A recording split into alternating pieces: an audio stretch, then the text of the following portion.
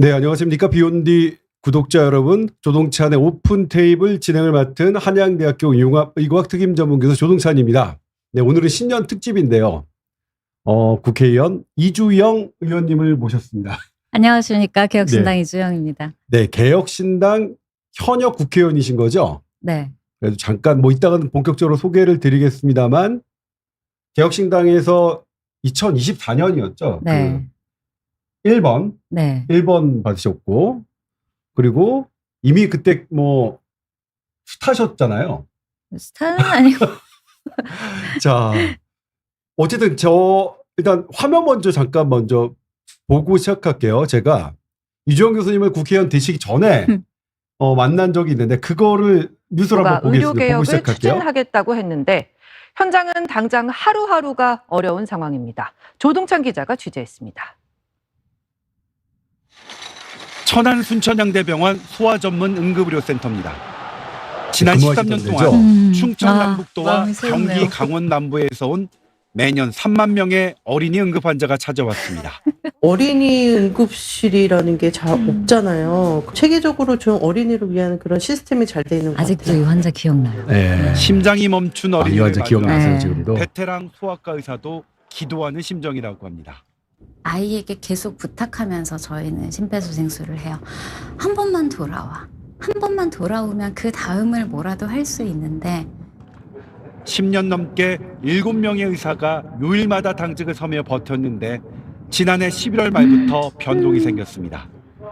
4명이 사직한 데 이어 2명이 휴직하자 혼자 남은 7번째 의사도 더 이상 버틸 수 없었습니다. 정말 필요하거든요. 그런데 그 아이들은 어디로 가야 될지 저도 잘 모르겠어요. 아마 서울 경기권으로 가야 될 텐데 정부와 천안시까지 나섰지만 지방에서 근무할 소아과 의사를 구하는 건 쉽지 않습니다. 달빛병원이라든지 이런 여러 가지 이제 소아 관련된 정책들을 내놓으면서 수도권에서의 의사를 구하는 구인이 많아졌습니다. 수도권이 다 차고 나면 그 다음 이제 지방이 오거든요. 응급센터는 멀쩡한데 의사가 없는 상황. 그래도 병원은 응급센터 문을 닫지 않기로 했습니다. 휴직한 전문의들이 돌아올 때까지 성인 응급 전문의를 투입해 이 대신 잇몸으로 버티기로 했습니다. 현재 소아 전문 응급센터는 수도권을 제외하면 이곳과 대구, 경남 3군데뿐이기 때문입니다. SBS 조동찬입니다. 네. 이게 2024년 2월 달의 뉴스니까 저 때까지만 해도 소아 응급 전문의셨어요. 지금도 소아응급 전문이긴 한데. 예. 근데 네. 이날은 진짜 기억이 네. 정말 매 시간이 나는 게 네. 제가 그때 되게 기자셨을 때 네. 제가 원래 기자 되게 되고 싶다고 했었잖아요. 아, 네네. 그래서 되게 팬이었는데 네. 1월 31일이 사직 이제 마지막 근무였는데 1월 30날에 갑자기 연락을 주셨어요. 그래서 조동찬 기자님이 나에게 연락을 이런 느낌이었고 네. 또 천안까지 와주신다고 하셔가지고 네. 저는 정말 마지막 하루라도 이걸 알려야 되는 상황이었고 그때는 뭐 정치를 하는 건 뭐 꿈도 안 꾸는 상황이었기 네. 때문에 어떻게든 이 상황을 좀 알려주시면 저는 너무 감사하다. 네. 그래서 마지막 근무 때 와주셔서 되게 길게 그때 계셨어요. 그쵸? 그쵸. 네, 원래 되게, 취재는 그 기자들은 그렇게 합니다. 길게 예. 보시고 네. 인터뷰 하시고 그래서 막 마지막 날이니까 저도 되게 감정이 또 더 네. 이렇게 해가지고 네. 근데 그걸 또 마치 우리 그날 같이 갔던 카메라 기자가 또 클로즈업을 딱 땡겨서 저도 그걸 쓰고 싶었는데 땡긴가 있나 보니까 또 땡기셨더라고요. 그래서 지나고 보니까 좀 기자로서. 창피하긴 하네요. 기자로서 너무 쓰기 좋은 그런 건데. 자, 오랜만에 그래도 다시 보시니까 어떻던가요? 사실은 지난주에 네. 저 팀이랑 만났어요. 신년회로. 신년회. 그러니까 천안 다는 못 만나고 그때 같이 팀원들. 있었던 교수님들이랑 간호사들이랑 해서 예. 며칠 전에 만났어요. 신년회로. 우리 간호사들이 이제 오프 맞춰서 서울 오겠다 해가지고 오랜만에 너무 반갑게 만났고 근데 그때랑 좀 지금이 또 많이 다르고 네. 그래서 만나서도 그때 팀으로 진짜 딱 하룻밤만 더 근무하고 싶다 이런 생각이 들 정도로 그래서 다행히 지금 저 병원은 소아응급센터가 어느 정도는 운영이 되고 네. 지금 그래도 인력도 마침 저 병원은 좀 채워지긴 했어요. 네. 그래서 굉장히 열심히 역할을 해주고 계시는데 전체적으로 전국 단위로 보면 그때에 비해서 상황이 좋아졌다고 할 수는 없어서 네. 마음이 무겁기도 하고 네. 그러네요. 다행히 저 병원, 그러니까 근무하셨던 병원은 좋아졌는데 네. 전반적으로 전체적인 소아응급 상황은 좋아진 것 같지 않아서 여전히 네. 마음이 무거운 상태고. 근데 그거 쉽지 않아요. 그러니까 뭐 같은 팀들끼리는 앙숙대기가 십상이거든요. 아, 그럴 수 있죠. 왜냐면 그럴 수 병원은 있죠. 사건 사고가 있어서 이게 364일을 잘 지내다가도 하루에 어떤 환자로 잘못된 일로 하면 이거 네 탓이야 내 탓이야 그러면 그다음부터 평생 원수가 되는 경우가 그럴 많아서 수 있죠. 네. 되게 운이 좋으신 것 같아요. 그 팀은 그 팀- 정말 특별한 팀이었고 네. 정말 열심히 하고 마지막 날도 심폐소생을 해야 되는 네. 환자가 있었거든요. 근데 네. 저는 진료실 안에 있고 간호사들은 밖에 있는데 간호사들 발소리만 듣고도 상황이 그냥 알아지는 그런 팀이었어요. 그래서 간호사들이 이제 그렇게 비유하면 그런데 강아지들이 제가 예쁘게 강아지들이 딱 오면은 이제 그 누군지 발걸음 소리만 듣고도 알잖아요. 물론 강아지들은 냄새까지 뭐 확인한다고 하는데 어쨌든 밖에서 간호사들이 움직이는 발걸음 갖고 급한하지 않나 보다. 바로 네. 바로 나가야 된다. 바로 저희는 진짜 눈빛만 봐도 아는 그리고 그런 사이. 그냥 천천히 걸어는 조금 있다 뭐 여유 있네 뭐 이런 식으로 네네. 움직임의 그런 한 동작의 1, 2초 만에 와. 문제가 있구나. 그걸 서로 아는 우리 간호사들도 저의 반응에 따라서 바로 제가 말을 하기 전에 이미 준비가 돼 있고 이미 준비돼 있고. 그런 팀이었어요. 맞아요. 저도 예전에 병원 할 때 어떤 느낌인지 아시죠? 예, 딱 그런, 손발 예, 맞을 딱 때의 그 기쁨. 특히 또 저랑 잘 맞는 간호사 선생님이 맞아요. 계셨어요. 특히 수술방에서 이렇게 딱 이걸 뭘 이렇게 쥐어 주실 네. 때 탁 맞는 탁 그게 있거든요. 예. 그런데 갑자기 국회의원으로 나타나셨어요. 어떤 일이 있었던 건가요? 그 중간에? 그리고서는 이제 2월 1일자로 나오고 네. 그러고는 뭐 특별히 일을 하기가 어려웠어요. 네. 소아과건 소아응급이건 네. 하기가 참 어려운 상황이었어서 처음으로 보통 의대는 이제 입학하고 나면 네. 그냥 내가 할 수 있는 일을 하는 거지 진로가 막 다양하게 보통은 바뀌진 않잖아요. 네, 그렇죠. 그런데 처음으로 아무 계획 없이 그리고 네. 내가 하던 일을 못하는 상황에서 막연하게 쉬어야 되는 상황이 처음 됐죠. 그래서 고민을 하고 있었는데 그때 저는 선거가 4월에 있는 것도 사실 제 머리에는 없는 사건일 그렇죠. 정도로 보통은, 네. 정치를 굳이 내가 직접 할 생각은 없었고 다만 이제 사회적인 이런 거에 관심은 뭐 늘 좀 있었으니까 연락이 사실은 뭐 당에서 왔을 때도 처음에는 당연히 내가 무슨 하는 생각도 네. 있었고 뭐 크게 희망이 없다는 생각도 있었던 것 같고요. 당시에는. 네.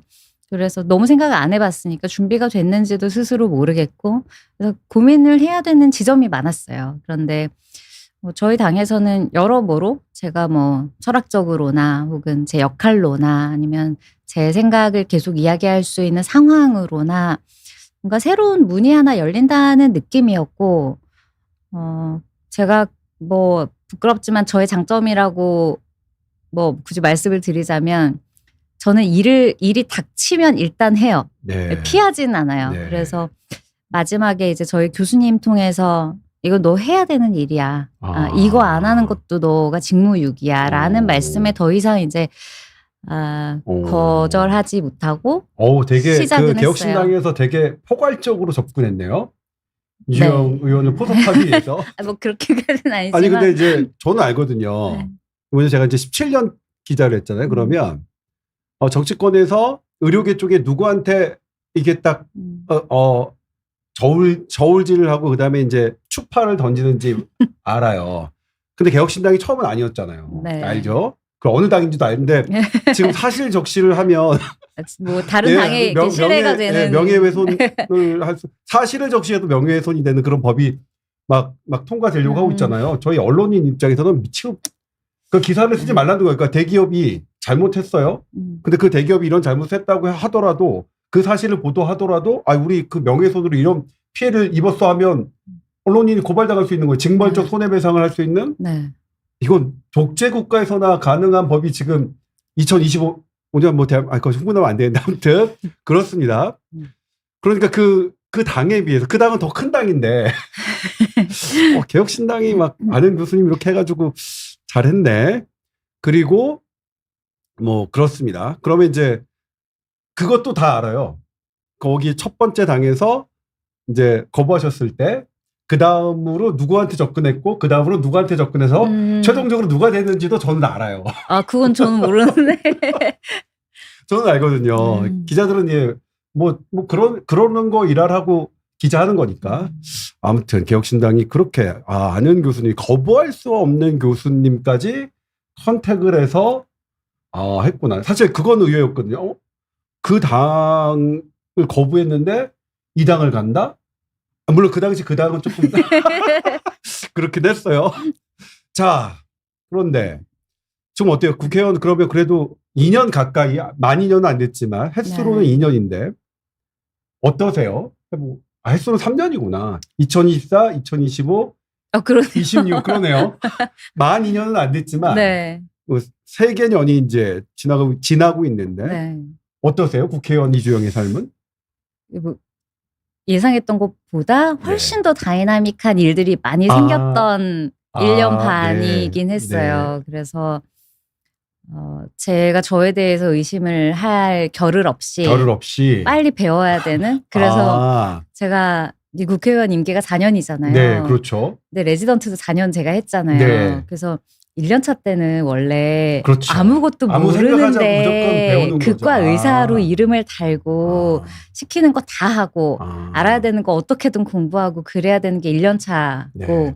2년차 때는 조금 알긴 하겠는데 무섭게 시작하는 약간 정신이 들면서 와 이거 잘못하면 진짜 큰일 나는 거구나를 깨닫는 게 이제 2년차인 것 같고 지금은 그 정도인 것 같아요. 네. 돌아가는 거를 내가 여의도가 이렇게 돌아가는구나. 한국 정치가 이런 구도구나라는 거는 알게 됐지만 오히려 그렇기 때문에 좀 더 조심스러운 것도 많이 생기고 진짜 잘해야겠다는 마음과 동시에 좀 내가 실수하면 정말 이게 파장이 클 수도 있구나라는 것 때문에 조금 더 조심하게 되는 것도 있는데 네. 지금은 그럼에도 불구하고 또 할 말은 해야 되는 거고 네. 의견에 대해서 내는 게 또 우리의 역할이기는 하다는 생각이 있어서 매일 고민해요. 왔다 갔다. 네.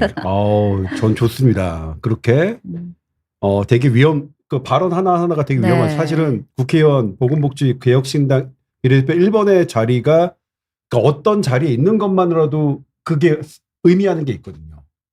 예를 들면 10년 이번에 약계, 의료계 다 다니셨는데 네. 거기에 가고 어디에 빠지고 이런 것 자체로 네, 맞아요. 정치적 의미가 담기기 네. 때문에 되게 두려운 발걸음인데 그렇다고 하더라도 그런 두려움 때문에 할 일을 안 하면 안 되니까. 네, 네. 그렇죠? 그렇죠. 그런 고민을 이제 하고 계신다. 네. 빠르신 거예요. 국회의원 진도도 상당히 빠르신 거예요. 자, 그러면 제가 준비해봤어요. 아마 네. 이주영 의원님도 이 슬라이드는 처음 보실 것 같은데. 예, 이건 아니고요. 자. 저는 뭐냐면, 이주영 교수님을 처음 인터뷰했을 때, 언어가 작가의 언어였어요. 지금 국회의원에서 말씀하시는 것도 이제 처음에는 작가의 언어였어요. 달라요. 네. 단어 선택과 우리 기자들은 갖고 있거든요. 이 문장을 쓸 때 네. 똑같은 뜻이라도 어떤 단어를 쓰고 어떻게 배치하느냐에 따라서 이게 강하고 약함을 네, 그렇죠. 우리는 이렇게 하는 건데, 이주영 교수님은 그 인터뷰할 때도 이분은 좀 작가적 언어고, 그다음에 국회의원을 하실 때도 발언이 그랬었어요. 근데 최근에는 이제 조금 정신이 해야 되니까. 예. 너무나 그렇게 돼야 되니까 뭐 성장 과정이죠. 예, 먼 바다로 나갈 수 있을까? 예, 글을 되게 잘 쓰셨어요. 이 책은 어떤 내용이고 간략하게 어떤 마음으로 쓰신 건지요? 그건 책을 내기 위해서 썼던 건 아니었고요. 아니고, 예. 제가 지난 몇 년에 걸쳐서 출퇴근길이나 네. 당직 서고 있을 때 중간에 좀 짬이 날 때 네.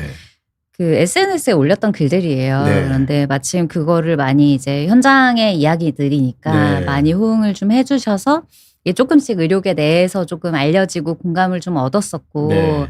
그래서 처음에 출판 제안 이것도 비슷해요. 출판 제안도 사실 큰 출판사에서 출판사에서 먼저 왔는데 왔어요. 또 네, 거절하시고. 네, 네. 그래서 왜냐하면 이 예. 내용은 보신 분들은 아시겠지만 제가 뭘 썼다기보다 네. 내가 본 환자가 이랬고 네. 내가 만난 보호자가 음. 이랬고라는 게 많아서 네. 이걸로 뭔가를 상품화한다는 게 내키지는 않았어요. 네. 그래서 그러려고 쓴 글이 아니고 아니 근데 어. 책을 상품화한다는 것은 조금 어울리지 않는 표현인 것 같긴 해요. 왜냐하면 책은, 예. 제가 처음에 받았던 제안이 음. 너를 굉장히 상품화해서 저 스타로 만들어주면서 네네. 그렇게 얘기를 하시면서 뭐 응급에 대한 거를 좀 첨부해서 해서 마치 이런 어. 이미 유명하신 네. 여러분들처럼 네.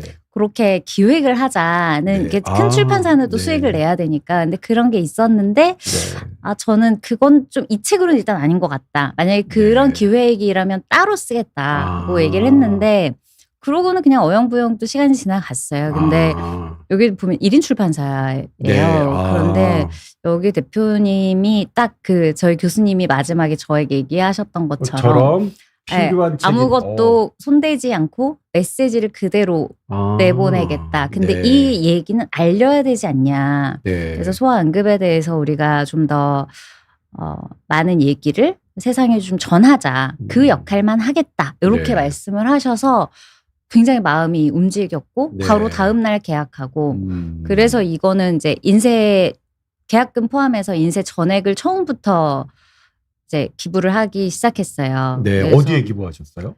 푸르메 소셜팜이 아, 얘기해도 되나요? 네, 그럼요. 푸르메 소셜팜이라고 발달장애 청년들이 있어요. 네. 우리가 뭐 발달장애나 자폐에 대해서 발달장애 아동, 네. 자폐 아동은 얘기를 많이 하는데 네. 그 아이들이 성장해서 발달장애 청년이 되고 자폐 청년이 되어 네. 있는 거거든요. 네. 그런데 그들에 대한 지원이나 관심은 굉장히 적은데 거기가 그냥 뭐 맹목적으로 도와주겠다 이런 게 아니라 그런 발달장애 청년들이 좀 자립할 수 있는 이런 곳이어서 일단 거기로 후원을 전액하기로 했고 네. 그리고 이제 2쇄 때부터는 출판사에서도 같이 후원을 참여를 해주셔가지고 저는 너무 감사하게 생각하고 이게 원래 여기서 이제 돈 얘기 꺼내면 안 되는데 기자들한테 항상 얼마나 이거 총 얘기 얼마나 기부가 됐을까요? 단위가 뭐 지금까지 아무튼 뭐 몇백 단위 이상은 됩니다. 네. 3쇄 지금 이제 찍었기 때문에 훌륭하네요. 훌륭하네요. 저는 이게 뭐냐면 이 얘기를 사실 예전에 이제 뽀얀거탑 할 때도 들었었는데 그때도 제가 들었던 생각이 사실 공통점이 있어요. 그러니까 예를 들면 그때 뭐 이거 얘기하면 되나 안 되나? 저도 이제 사실은 거절하는 편이었고 출판사도 그래. 저한테 가장 많이 오는 출판사가 명의 조동찬 의학 전문 기자가 생각하는 대한민국 명의 이거 하면 대박 난다고 정말로 많이 와요. 근데 제가 기자할 때 저희 은사님께서 조동찬 너 거기서 네 맘대로 하는 건 좋은데 딱 하나만 하지 마. 명의 열전 뭐 이런 거는 하지 마. 그랬어요. 그게 이제 그러니까 언론에서 막 명의라고 만들어내는 프레임이 얼마나 의료계를 망치고 있느냐가 그렇죠. 너무 알잖아요. 그래서 그건 저 알죠. 안 하고 있거든요. 훌륭하십니다. 네? 그래서 그렇다. 근데 저 요즘에 가난해서 생각이 몰라요. 사람은 변하는 거더라고. 아무튼 그랬습니다. 저도 지금 제안이 그러니까 저한테 너무 큰 돈이 들어올 수 있는 제안들은 제가 받을 수 없는 것. 얼마 전에 제가 뭐 딴 방송에서 말씀드렸는데 건강기능식품회사에서 너무 이거를 제가 그만두자마자 너무 월급제기로 상상할 수 없는 이런 제안들이 들어왔는데 네. 못 하겠더라고요. 아무튼 후회해요. 요즘엔 다시 생각이 바뀌니까 한번 거절당했다고 이렇게 단념하지 마시고 아무튼 그래요. 이게 이 책에도 그런 사연이 있었구나. 그리고 그런 뒷이야기, 기부의 뒷이야기. 실은 우리가 너무 부족한 부분들이잖아요. 이 자폐증 어린이도 문제지만 그런 어린이가 성장해서도 지금 계속 살아있을 때까지 사실 우리 사회가 그들이 두 발로 걸을 수 있도록 계속 무언가 지팡이나 무언가가 돼줘야 되는데 우리는 그런 게 너무 부족하죠. 이거 미국 가면 바로 표시 나거든요. 그러니까 돈 있는 사람들이 그런 발달장애를 갖고 있는 부모님들이 돈이 조금 있으면 다 미국 가는 이유가 그래요. 맞아요. 거기는 그래도 어렵지만 살만은 한데 우리는 도저히 살 수가 없으니까. 이거 너무 무거운 얘기하면 안 되는데. 그러니까 그런 분들 중에 집단 자살이 아니죠. 살해 후 자살이 많았죠. 정확한 얘기로는 부모가 아이를 살해하고 본인도 자살하는, 그런 사건이 우리나라에서 문제가 됐던, 아무튼 근데 이 책의 이윤이 그쪽으로 쓰이고 있다니, 그거는 몰랐어요. 오늘 처음 알았는데, 어쩐지 이 사진은 오늘 담고 싶더라. 그러니까 이거 뭐냐면, 오늘 슬라이드는 제가 만든 거예요. 그러니까 이주영 의원님이, 그냥 적당히 저는 말로 하겠습니다. 그래서, 그래? 그럼 제가 원하는 방식으로 내가 원하는 사진만 고르면 되겠네요. 이게 나올 줄 몰랐어요. 자, 그 다음에 의원이 되시고 처음으로, 이거 2024년에 발의하신 거죠. 공든탑이 무너지고 있다. 이제 뭐냐면, 응급의료 살리기 1호 패키지, 법안. 1호 법안. 네. 이거는 왜, 어떤 이유로, 발의를 하셨고, 어떤 취지였는지. 제가 정말 정치를 몰랐던 게, 네. 전 비례대표 1번이 어떤 의미인지도 사실 몰랐어요. 네. 그러니까 1호 법안이라는 것은 당연히 어떤 의미인지 모르죠. 사실 어마어마한 의미가 네. 있는 거죠. 1호 법안은. 그런데 당선인이 되고 나서, 네. 제일 많이 들었던 질문 1호 법안 뭘로 낼 거냐는 거였어요. 그래서 그때부터 고민을 굉장히 많이 했던 것 같아요. 네. 그래서 1호 법안이라는 거는 나의 정체성이고, 네. 만약에 이게 우리 3명 중에 또 누가 먼저 발의를 할지는 모르겠지만 네. 개혁신당으로서의 첫 발의가 될 수도 있는 거예요. 네, 그래서 그렇겠네요. 네, 그래서 발의를 어떻게 해야 하나 고민을 많이 했어요. 근데 내용에 대해서는 제가 정치를 시작하게 됐던 이유와 제가 정치를 하면서 만들고 싶은 변화를 가장 함축적으로 가지고 가는 게 맞다고 생각을 했고, 네. 그래서 응급의료를 우리나라에서 좀 더 잘 운영되게끔 만드는 법을 만들고 싶었어요. 네. 그래서 그때 의료계의 수건이자 저도 현장에서 정말 피부로 느꼈던, 네. 그리고 저희 팀이 와해되었던 가장 핵심적인 이유였던 응급의료에 있어서의 형사처벌 문제를 이야기를 안 할 수 없었고, 네. 발의하는 과정에서도 발의를 하려면 이제 의원 도장을 10개를 모아야 돼요. 네. 근데 저희 당은 3명이잖아요. 네. 7개를 더 받아야 하는데 이 법의 내용이 아주 보편적으로 지금은 이런 논의가 많이 진척이 됐어요. 네. 그런데 그 당시만 해도 굉장히 국회에서 내기에는 파격적인 법안이었기 때문에 네. 도장 7개를 채우기가 정말 어려웠어요. 네. 그래서 그러셨구나. 그거를 다른 당 의원님들 찾아가서 설득도 하고 설명도 네. 하고 그러면서 10개를 모으자마자 바로 발의를 올린 거예요. 네. 근데 그때도 고민이 많았던 게, 그때 어떤 의원님은 제목을 이렇게 하면 안 된다. 네. 형사 면책 이렇게 하면 통과도 안 될 거고 네. 의미가 퇴색되니 환자 보호라던가 이런 네. 쪽으로 바꿔서 하는 게 낫겠다는 네. 의견도 주셨어요. 네. 그런데 굳이 제가 이거를 계속해서 응급의료 형사면책법이다라고 네. 강력하게 설명을 하는 이유는, 저는 그 법안이 됐건 나의 발언이 됐건 어떤 당의 정책이 됐건 그걸 어떻게 부르느냐가 그것의 정체성이자 네. 두 번째는 사회에 던지는 메시지라고 생각을 하거든요. 역시 작가 정신. 그래서 그러니까 이게 뭐냐면 정치하는 사람들은 똑같은 것을 사람들 듣기 좋게 바꾸는, 네. 쉽게 바꾸죠. 이게 내용은 이렇더라도 이게 면책이면 이거 누가 좋아하겠어. 네. 이런 건데 실은 그 의미가 갖고 있는 네. 이 법안의 그 이름이 본질이라고 보시는 네. 거죠. 그러니까 아예 작가 정신. 저도 작가 정신을 좋아합니다. 그래서 예. 그렇게 해야 저는 적어도 국회에서 누군가는 의료계를 여전히 신뢰하고 있어 라는 네. 메시지를 주고 싶었고, 네. 그 논의를 여의도에서 시작함으로써 국민들도 여전히 의료계를 신뢰하고 돕고 싶어 한다는 메시지를 첫 번째 저의 동료였던 네. 의료계에 전하고 싶은 것도 있었고요. 네. 두 번째는 이 인식 자체를 사회적으로도 이제는 많이 알릴 필요가 있겠다고 생각을 해서, 과거의 그런 여의도 문법으로 이걸 포장하고 싶진 않았어요. 네. 그래서 여전히 지금 소위에서 계류되고 있고 다른 법안들이랑 이제 같이 통합심사가 되고 있기는 한데, 그래도 저는 지난 1년 반 동안 이 논의에 대한 것이 사회적으로 많이 성숙했다고 생각하거든요. 네. 그렇죠. 사실은 지금 딱 떠오르는 그 장면이 하나 있는데, 이 당시는 어떠냐면 MBC 100분 토론일 거예요. 거기서 시민단체 대표로 나오신 분이 환자가 사망했는데 당연히 의사가 처벌받아야지 구속당하는 거 당연한 거 아니냐. 그러면 암 환자, 우리 신경외과는 뇌출혈 환자 수술하다가 사망하는 경우 많거든요. 그러니까 특히 뇌지주막하 출혈은 조금 타이밍이 늦은 상태에서는 그냥 지푸라기 잡는 심정으로 그렇죠. 하기도 해요. 그러니까 100명 중에 1명 살릴 확률로 그러니까 보호자랑 다 얘기를 해서 그런데 그렇게 환자가 죽었다는 이유로 형사처벌의 대상이 된다고 하는 그 발언은 사실 저는 의사가 보기에는 너무나 이거 뭐지? 테러적인 발언이잖아요. 그러니까 너무나 폭력적인 문장이었거든요. 그런데 그 당시 저랑 같이 그거를 봤던 기자들, 일반 기자들은 그렇게 생각을 안 하는 걸 보고 전 너무 깜짝 놀랐어요.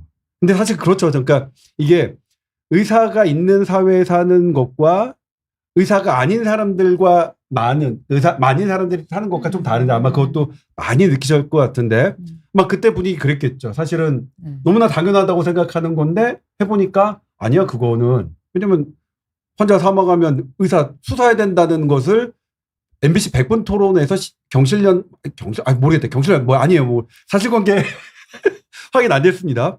시민단체 대표가 말씀하신 게 저는 그때 너무나 폭력성을 느꼈습니다. 너무나 아팠어요. 그분의 말씀이 저에게 너무나 큰 폭력이 됐어요. 와, 환자가 죽는다고 의사를 구속시켜? 그러면 당연히 안 하게 되죠. 이번에도 했지만 지금 고위험부만 되게 위기거든요. 대학병원까지 위기예요. 지금 맞아요. 그 10억 원 수도권 대학병원에서 그 판결 때문에 그러면 안 하세요. 자기가 사실 대학병원 그 교수가 10억 원이라는 돈은 그거 모으려면 평생 진짜 숨 마시고 딴 거 안 하고 해도 모을 정도의 한데 그걸 한 번에 저기 하면 그렇죠. 사실 아무튼 그런 분위기 속에서 그런데도 면책 특권이라는 것을 포기하지 않고 그렇기 때문인가요? 지금도 아직 심사 중이라고 돼 있던데 통과가 안 된 거죠? 네, 아직 보건복지위원회에 있고 네. 정부에서도 그런데 굉장히 많이 변화를 보여주고 계세요. 보여주고 있어요? 예. 그래서 이번에 물론 방향이 조금씩 다르게 나오고 아쉬운 부분이 많기는 네. 합니다만 그래도 뭔가 이걸 죄라고 명명하면 안 된다는 그런 네. 인식이 많이 생기는 것 같고 네. 말씀하신 그 이전에 이런 일반적인 인식들도 보면 그건 아주 디테일한 전문적인 분야를 온 국민이 모두 이해하기는 당연히 어려우세요. 어렵죠, 예. 우리도 뭐 어떤 과학기술이나 네, 그렇죠. 또 언론의 특별한 이런 것들에 대해서 일반 국민들이 다 알 수는 없는 그렇죠, 거거든요. 예. 근데 그동안에 이런 설명이 부족했기 때문에 또 발생하는 이런 뭐랄까 균열들이 있었던 거고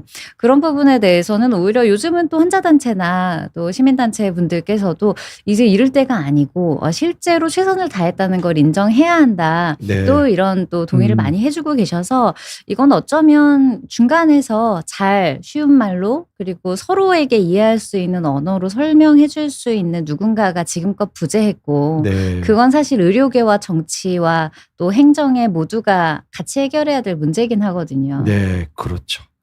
근데 잠깐 질문 나왔어요. 요즘 대학병원 소아응급의료센터 상황은 어떤 거예요? 아까 잠깐 언급을 해주시긴 했는데. 지금 더 어려워졌다고 얘기하는 이유가 네. 과거에는 아무튼 받아서 뭔가를 처치하고 입원을 그렇죠. 시키거나 네. 그 이후에 네. 더 이상 해결이 안 되면 보내는 게 네. 당연한 과정이었어요. 네. 그렇기 때문에 2차 병원에서도 작은 응급실도 많이 열려 있었고 그런데 지금은 최종 진료를 못하는 상황에서 받았을 때 네. 너희 병원이 의사도 개인이 못하는 걸 받아서 합병증 혹은 부작용이 생겼으니까 책임을 져라. 이런 판례들이 뭔가 쌓이면서 그리고 여론으로도 그런 것에 대해서 책임을 묻는 분위기를 의사들이 느끼게 됨으로써 네. 그 많은 상황들을 내가 100%를 책임질 수 없으면 네. 처음부터 손을 대기가 두려워지는 상황이 좀 심화된 것 같아요. 네. 그래서 앞서서도 말씀하셨듯이 뭐 지주막하 출혈 같은 경우에도 1%의 가능성을 보고 들어가는데 예전에는 1%라도 들어갔던 것을 지금은 100%가 아니면 못 들어가는 상황이 된 거죠. 네. 그래서 아주 간단하게 처치할 수 있었던 뭐 단순열성 경련이라든지 네. 장중첩증이라든지 아니면 호흡곤란이 아주 초기에 뭐 모세기관지염 이런 걸로 온다든지 했을 때 굉장히 간단하게 다들 네. 처치를 했던 병이거든요. 네. 그런데 그 모든 걸 소아신경세부전문의가 있는 곳으로 일단 보내야 하고 심지어 전국에 몇 명 있지도 않은 소아외과가 있는 곳이 아니면 영상의학과가 초음파를 보기가 어려워지고 이런 부분들이 좀 좋지 않은 과도한 선례들이 좀 쌓이고 있다는 생각이 들어요. 네, 그래서 제가 요거는 어떤 사례인지 뭐 실제 사례를 말씀드릴게요. 최근에 있었던 건데 소아 어린이 환자였어요. 어린이 장에 관한 환자인데 당시에 소아외과라는 과목이 있지만 소아외과 전문의가 없었어요.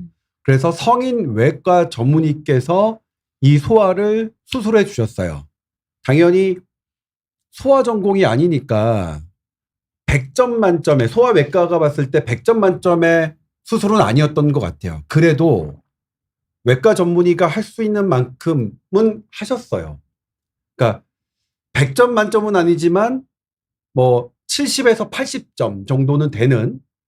그런데 그걸 판사님께서 의료 과실로 판결해 주셨어요. 그래서 배상액이 얼마였더라? 아마 10억 가까이 되는 걸로 저 기억하고 있는데 그 판결이 보도된 날 어떤 일이 벌어졌냐면요. 모든 병원장들이 각 응급센터에 자, 우리 소아외과 전문의 없으면 소아과 아예 받지도 마. 전화로 거절해. 받지도 마. 이렇게 전부 다 지침이 내려졌어요. 그러니까 지금은 어떤 상태냐면요. 내가 아파요. 아파서 의사는 있어요. 그러니까 응급의학과 전문의는 있어요. 근데 응급의학과 전문의가 딱 봤더니 우리 병원에 소아외과 전문의가 없네. 소아신경이 없네. 그러면 받을 수가 없네. 왜? 병원장이 그렇게 응급의학과 전문의에게 지시를 내렸어요. 만에 하나 왔는데 이 환자가 소아긴 하지만 소아신경을 봐야 되는데 그 신경을 보는 사람이 없고 심장을 전공한 소아과 전문의가 보다가 약간 뭔가가 잘못되면 안 되니까. 실은 뭐냐면 이거 평균도 내는데 응급의학과에서 평균을 냈대요. 미국은 모든 응급의료 현장에서 70% 정도 100점 만점에 70점 정도만 있으면 이거는 최선을 다했다. 그렇게 인정을 해준대요. 근데 우리는 지금 뭐냐면 우리나라 모든 응급 상황에서 100점 만점의 치료가 아니면 현대의학의 최신 지견이 아니면 과실로 판단을 내리고 있어요. 이거는 저는 아무튼 저는 판사님도 판결을 너무 못했다고 생각하는데 판사님들한테 진짜 애원드리고 싶은데 다른 나라 판결과 좀 비교하면서 해주셨으면 어떻게 했느냐. 그런데 지금 이게 문제는 뭐냐면요. 갈 수가 없다는 거예요. 지금 안 받아주는 거예요. 그 판결 이후로 병원장들이 우리 100점 만점의 치료가 아니면 안 돼. 우리 무조건 배상해야 돼. 이렇게 된 상황을 말씀하신 건데 그래서 더 어려워졌다는 거. 제가 또 흥분하면 안 되는데. 이게 여러 가지 상황이 있을 수 있는데 네. 말씀하신 사례도 있지만 네. 그 장중첩증 환자에서 초음파를 원래는 보고 네. 장중첩증 환자는 장이 이렇게 말려 들어가는 거예요. 네. 그래서 원래 치료는 초음파를 보고 공기를 집어넣어서 이렇게 살살 빼서 배를 열지 않고 가능하면 그 처치를 해주자는 게 원래의 기조인데 네.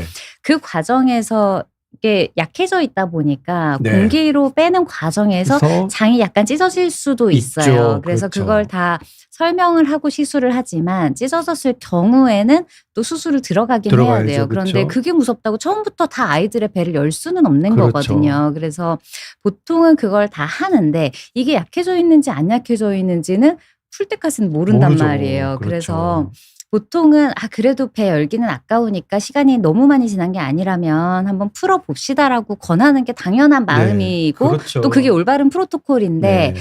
그렇게 하다가 우연히 한 명이 찢어졌는데 그게 소아외과가 없는 데서 왜 이걸 시도했냐는 또 판결이 그렇죠. 있었어요. 네, 그렇죠. 그래서 그때 이후로 영상의학과는 있고 네. 보통 같았으면 풀었을 텐데 소아외과가 없으면 없어서 굳이 이거를 영상의학과에서 건드리지 마. 진단까지만 하고 소아외과 있는 병원으로 보내라고 하는데 네. 이건 굉장히 자주 발생하는 네. 병이거든요. 네. 그러니까 이 모든 전국의 아이들이 소아외과가 있는 소수의 병원으로 다 이동을 할 수밖에 없는 상황이 되면서 네. 이게 병목이 생기게 된 거죠. 그런데 말씀하신 것 중에 저도 이제 예전에 병원에 있을 때는 판결이 도대체 왜 이렇게 나올까? 네. 이게 좀 속상하기도 하고 네. 그랬어요. 그런데 또 법조계의 얘기를 들어보면 네.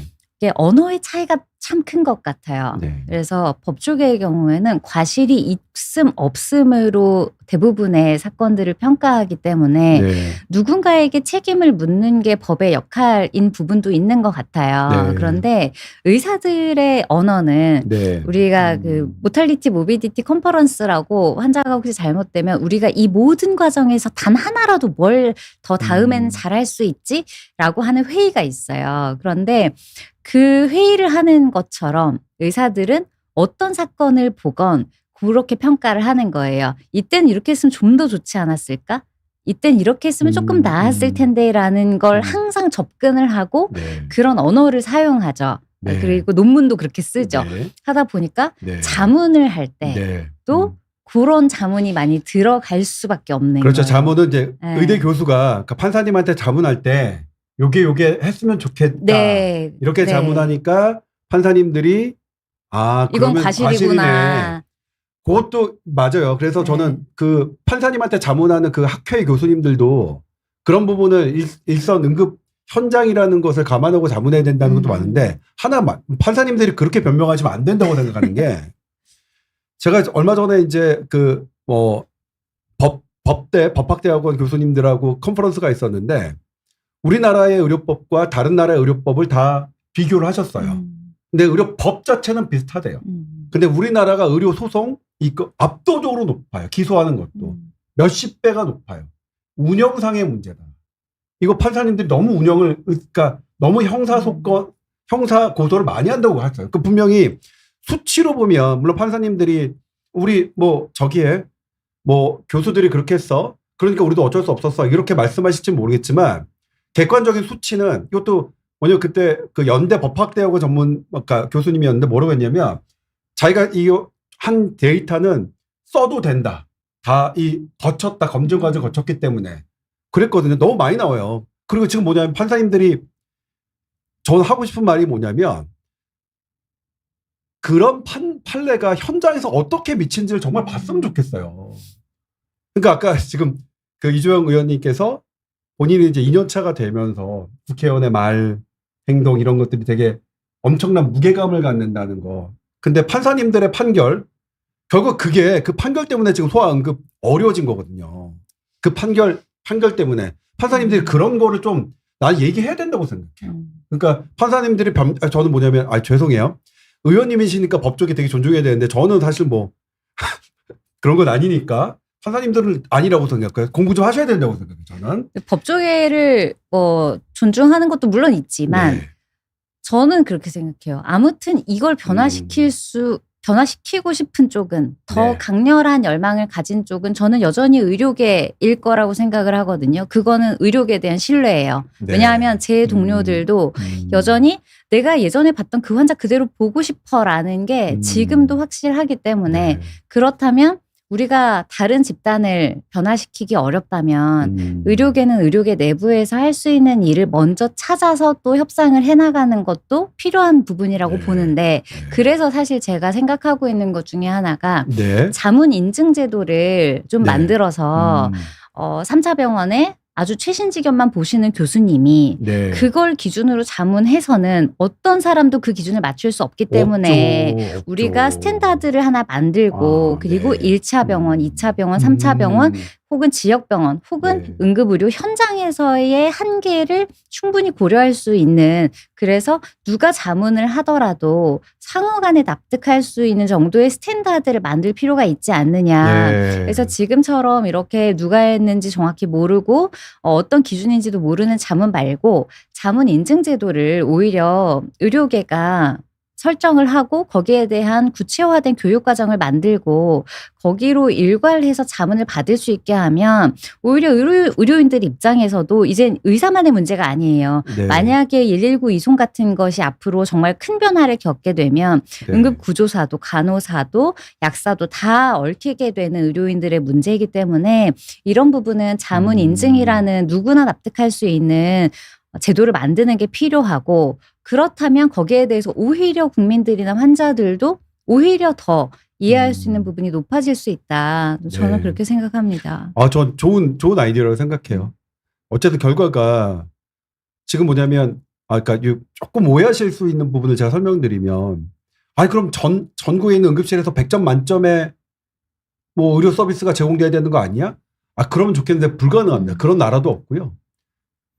지구상에 존재할 수가 없습니다. 그러니까 우리는 어떤 응급 현장에서는 불편하고 약간 떨어지더라도 그럼에도 불구하고 골든 타임 내에 나에게 적용되는 게 더 나에게 이로운 걸 선택하는 거거든요. 근데 우리는 지금 100점 만점이 아니면 의료 과실로 하는 이런 것 때문에 아예 70점, 80점짜리를 제공할 수 있는 그런 응급센터도 다 문을 닫고 전화로 거절하고 있는 그런 상황이니까 그런 건데 아무튼 그렇습니다. 어쨌든 우리가 법조기를 탓하기 전에 일단 의료계 쪽에서 할 거를 할 수 있는 걸 찾아서 네. 또 최선을 다해야 한다.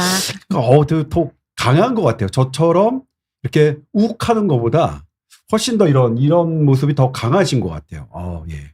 한 수 배웠습니다. 저도 많이 예. 욱한. 예.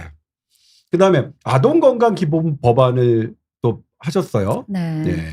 현행의료법이 성인 질병 중심이고 네. 이제 이거는 또 새 아이의 어머님인 것과 또 관련이 있어 보여요. 네.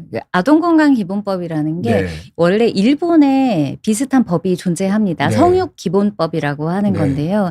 지금은 아동에 대한 건강관리 관련 법안들이 네. 모자보건법이라거나 학교보건법이라거나 네. 이렇게 다 파편화되어 있고 그러네요. 아동 청소년을 통괄할 수 있는 그런 법은 존재하지를 않아요. 그렇네요. 네, 이거는 그래서 개정법이 아니라 제정법으로 네. 저희가 만든 건데 내용 자체는 굉장히 단순합니다. 네. 그래서 국가가 아동 청소년의 뭐 질병부터 뭐 손상까지 그리고 기본적인 건강 관리에 이르기까지 전반적인 것을 국가가 책임을 져야 되는 부분이 있다는 걸 명시한 법인데 어찌 보면 선언적인 법일 수 있지만 이 법이 하나가 마련이 되어야 그 이후에 연속성 있는 아동 청소년 지원법들이 힘을 좀 받을 수가 있고 지원도 꾸준히 들어갈 수가 있어요. 그래서 네. 지원이라는 건 돈뿐만이 아니라 저는 장기적으로는 아동청에 해당하는 네. 그런 다른 부서를 만들어야 되지 않나 생각을 하고 있는데 이거는 아이들뿐만이 아니라 저희가 이걸 시리즈물로 사실은 냈는데요. 네. 아동건강기본법이 아동 청소년에 대한 거고요. 네. 그리고 지금 저희가 이제 내고 있는 게 노쇠에 대한 네. 노쇠 예방법이에요. 네. 그러니까 노쇠한 후에 건강관리를 하시는 게 아니라 중장년층이 노후로 넘어가는 그 시점에 우리나라는 당뇨를 포함해서 생각보다 만성병을 많이 가지고 사시는 편이거든요. 네. 그래서 이런 것들을 미연에 방지를 하고 조금 더 건강 습관을 증진시키는데 국가가 좀 더 기여를 해야 한다는 게 이제 노인복지 혹은 뭐 건강기본법으로 들어가고요. 중간에 들어가는 게 비만법이에요. 네. 네, 이 비만법으로 했더니 이제 다들 뭔가 위고비 뭐 전략적 법안이냐 아니면 이렇게 좀 팬시하게 하는 이런 거라고 생각을 하시는데 아시겠지만 비만이라는 게 이 미용의 관점이 아니라 질병이죠. 네, 질병인 동시에 우리나라에서 제가 앞서서도 당뇨 말씀드렸지만 당뇨, 고혈압, 고지혈증, 관절 질환, 네. 그리고 정신 건강, 그리고 아이들 생활 습관, 심지어 치아 네. 모든 영역을 비만이라는 하나의 키워드로 아우를 수가 있어요. 네. 그래서 초기 성인기부터 중장년기까지 넘어가는 데 있어서의 국민 건강 전반을 관리하기 위해서는 기본적으로 식습관과 운동 네. 그리고 생활 습관이거든요. 네. 그래서 요 전체를 국가가 좀 아우를 수 있게 하고 네. 우리나라에서의 식품 관리라던가 약 관리라던가 이런 것들도 좀 관리를 하자. 그래서 아동건강기본법에서 시작해서 비만법으로 연결돼서 노쇠 예방까지 하면 생애 전주기가 완성이 돼요. 네. 그래서 그 전체를 좀 포괄해서 연속성 있는 정책을 제발 냈으면 좋겠다. 왜냐하면 우리나라는 키워드에 자꾸 꽂히세요. 네. 치매 네. 꽂히면 네. 치매에 예. 관련된 게 아. 우후죽순 나오고요. 네. 자폐 하나 꽂히면 우후죽순, 정신건강, 네. 자살 꽂히면 우후죽순 나오는 게 네. 우리나라 건강 정책의 아, 좀 네, 네. 문제라고 저는 네. 생각을 해서 이 전체를 누군가는 연결을 좀 시킬 필요가 있다. 고 해서 낸 첫 저는 번째였습니다. 이거 지금 듣고 보니까 어떤 말씀인지 제가 기자하면서 그런 법안들이 어떤 느낌을 받았냐면요. 공급자 중심이에요. 그러니까 공무원 중심이에요. 공무원이 시행하기 편하도록 법이 만들어진 것 같아요. 그러니까 예를 들면 이제 이걸 다시 소비자, 국민, 환자, 이 대상자를 중심으로 하면 이게 쭉 연결된 문제거든요. 네. 하나에 전부 다 연결된 문제인데 이게 예를 들면 발달장애인 사람들이 비만인 사람들이 우울증과 자살률 높고 이게 다 연결돼 있거든요. 교육의 문제와. 그런데 사람들은 그러니까 각각 저의 사례자죠. 인터뷰를 하는 분들은 이거 하려면 이 부서 가서 알아봐야 되고 또 맞습니다. 뭐 하려면 저 부서 가서 알아봐야 되고. 그러니까 그렇게 하지 말고 통합적으로 쭉 가자는 거죠. 네. 그리고 저는 뭐냐면 그래서 이 키워드를 잘 잡는 게 누구냐? 저는 정치인이라고 생각해요. 아주 얍삽하게 키워드를 잘 잡아서 뭐다. 저는 그래서 뭐 여러 번 제가 방송에서 했지만 치매 국가 치매 책임제도 가능하지도 않다 그랬어요. 국가 책임져주면 좋죠. 근데 치매를 국가가 책임지는 나라는 없어요. 그건 너무 불가능한 거거든요. 그리고 고령화 사회에서는 뭐 치매라뇨. 우리는 냉정하게 제가 이제 2차 베이비 부머 세대의 막내거든요. 제가 이제 65세가 되면 그다음부터 우리나라 어떻게 될지 저는 너무 걱정돼요. 진짜. 근데 그때 정말 좀 더 저는 냉정한 생각을 해야 된다고 생각해요. 이렇게 가셔서 이 파편화되어 있는 아동 그리고 그게 연결되는 그다음에 그게 청장년이 되고 그분들이 늙으면 노인 되는 거잖아요. 그러니까 사실은 공급자 중심으로 편하게 그냥 하려고 했던 이런 것들을 통합하려고 하셨구나. 너무 훌륭한 개념이라고 생각합니다. 네, 조혈모세포식 조정기법도 하셨어요. 이거 네. 저 왜 했냐면 갑툭 튀었거든요. 이런 것도 하셨나? 네, 네. 그래서 예. 이건 사실은 기증하시는 분들이 네. 많이 계시잖아요. 네. 그런데 어떤 분들은 장기를 기증하시고 어떤 분들은 조혈모세포를 기증하시는데 제가 1년차 3월에 있었던 곳이 소아 혈액종양 파트였어요. 그러니까 이게 스티브 잡스님의 말이 맞다니까. 과거에 내가 해왔던 것들이 어느 순간 확 한꺼번에 네. 다가와서 내가 할 수 있는 일로 다가온다는 네, 네. 게 소아과 전문의시잖아요. 네. 그때 1년차 때 저 네. 소아암, 혈액암 네, 환자들을 네. 보면서 저걸 기증했던 사람들이 네. 어떻게 대우받고 막 하는 걸 맞아요. 보셨으니까 네. 이거 내가 이제 국회의원 됐으니까 그 사람들 마저 네. 너무 안타까웠지.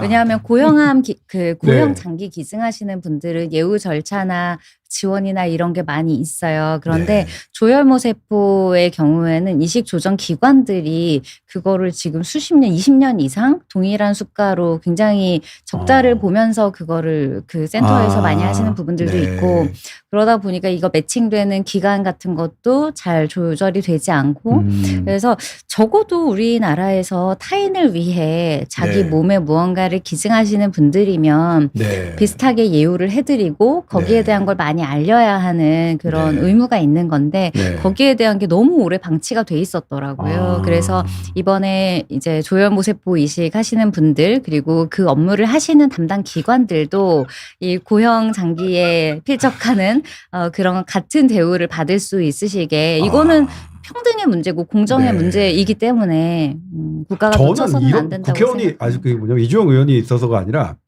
국회의원님들이 이랬으면 좋겠어요. 본인이 살아왔던 삶에서 느꼈던 그런 문제들 이런 것들을 해결하는 것. 그러니까 내가 세상의 문제를 고치는 게 막 별천지에서 막 하는 게 아니라 본인이 살아왔던 삶에서 내가 살아보니까 이런 이런 약자가 있었고 이런 불합리가 있었고 그런 것들을 해주시면 어떨까. 근데 그렇게 되면 이제 정치인만 하셨던 분들은 제가 디스하게 되는 건가?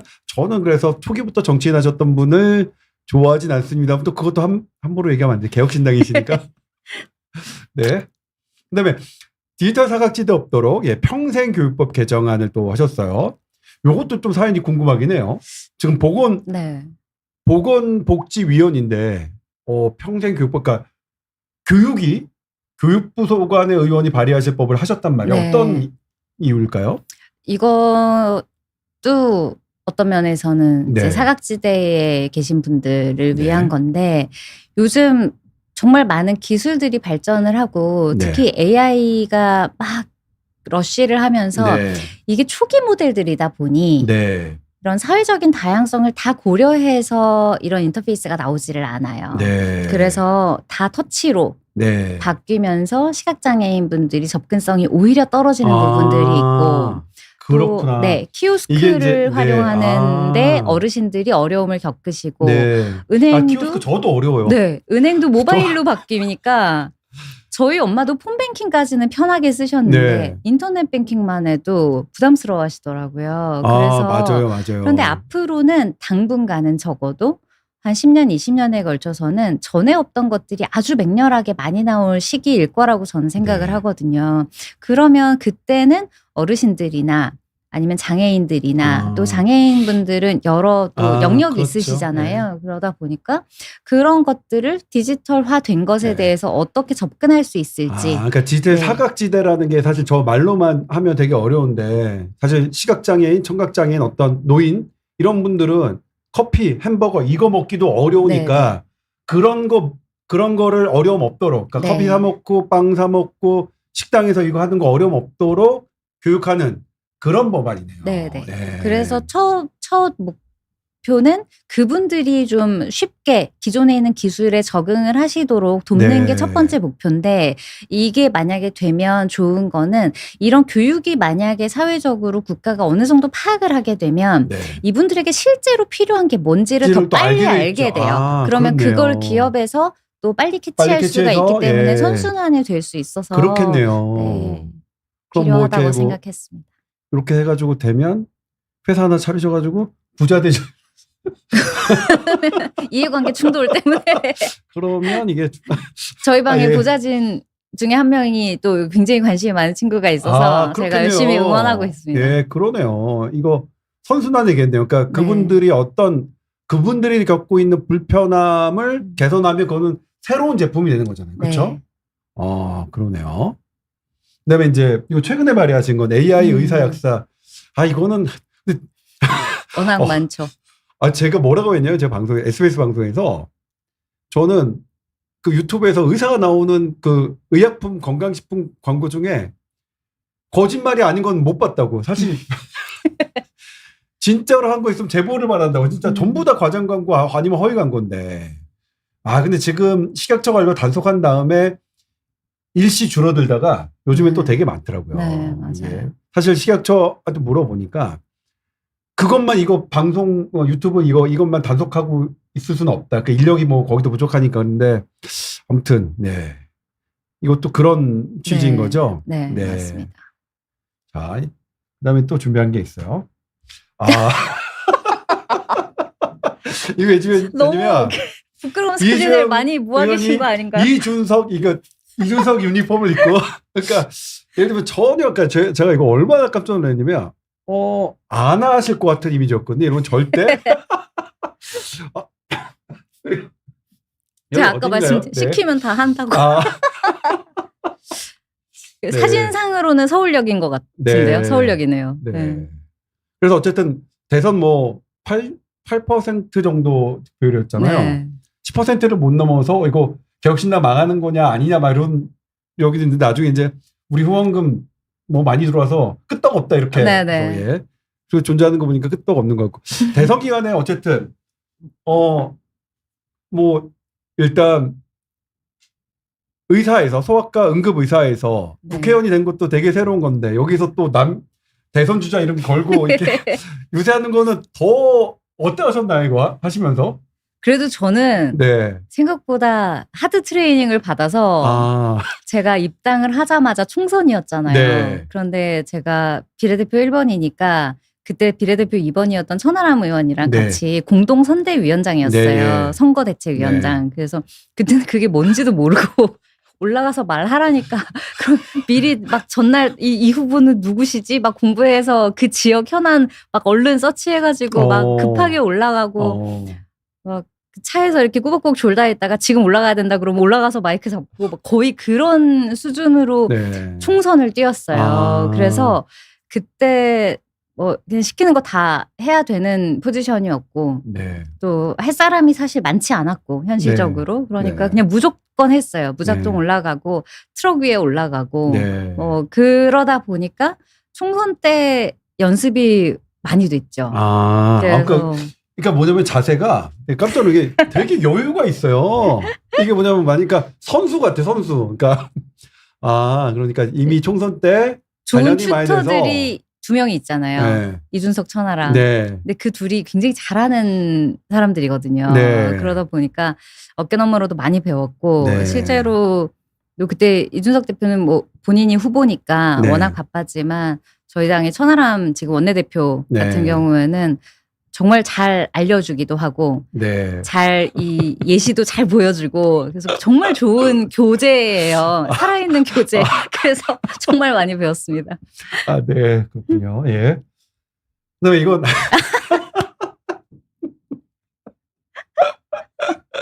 이게 뭐냐면요. 이게 이제 노란 교수님이신데 아직 살아있으시네요. 기자 정신. 노란봉투법이 국회에 이제 본회의에 상정됐을 때 네. 빨갛게 이제 이주영이 네. 이준석이 반대한 거예요. 노란봉투법을. 네, 네.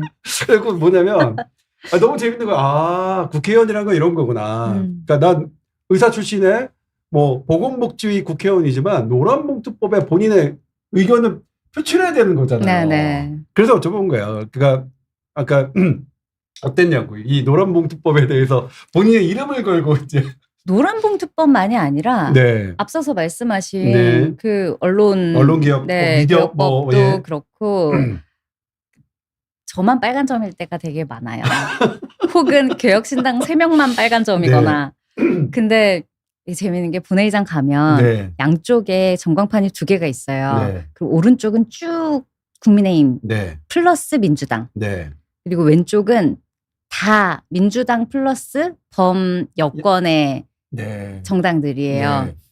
그래서 오른쪽은 이제 민주당 국힘이 섞여 있으니까 네. 빨강 초록이 다 항상 섞여 있죠. 그런데 왼쪽 정당판은 항상 초록색이거든요. 네. 다 초록색. 근데 매번 거기서 왼쪽 전광판에서 이주영, 이준석 되게 눈에 띄어요, 이게. 그러니까 이게 어쩐지 전부 다 이쪽은 네. 민주당인데 거기에 네. 이제 개혁신당이 있으니까 네네. 초록색에서 빨간 점 2점만 딱. 네. 근데 가끔 이준석 대표나 뭐 천하람 대표가 뭐 다른 바쁜 네. 일이 있어가지고 저만 들어가야 될 때도 있는데. 지금 하얀색은 안 온 거죠. 네네네. 천하람 의원은 안 와서. 네네. 그때 못 왔고. 여기서 안 했구나. 이때 출장 중이었을 거예요. 노란봉투법 때는. 네. 그래서 못 오고 하면 이제 저희 둘만 정말 다 초록색인데 둘만 하나만 막 그리고 노란봉투법은 왜 반대하신 거예요? 노란봉투법은 취지에 대해서는 너무 많이 공감을 하죠. 네.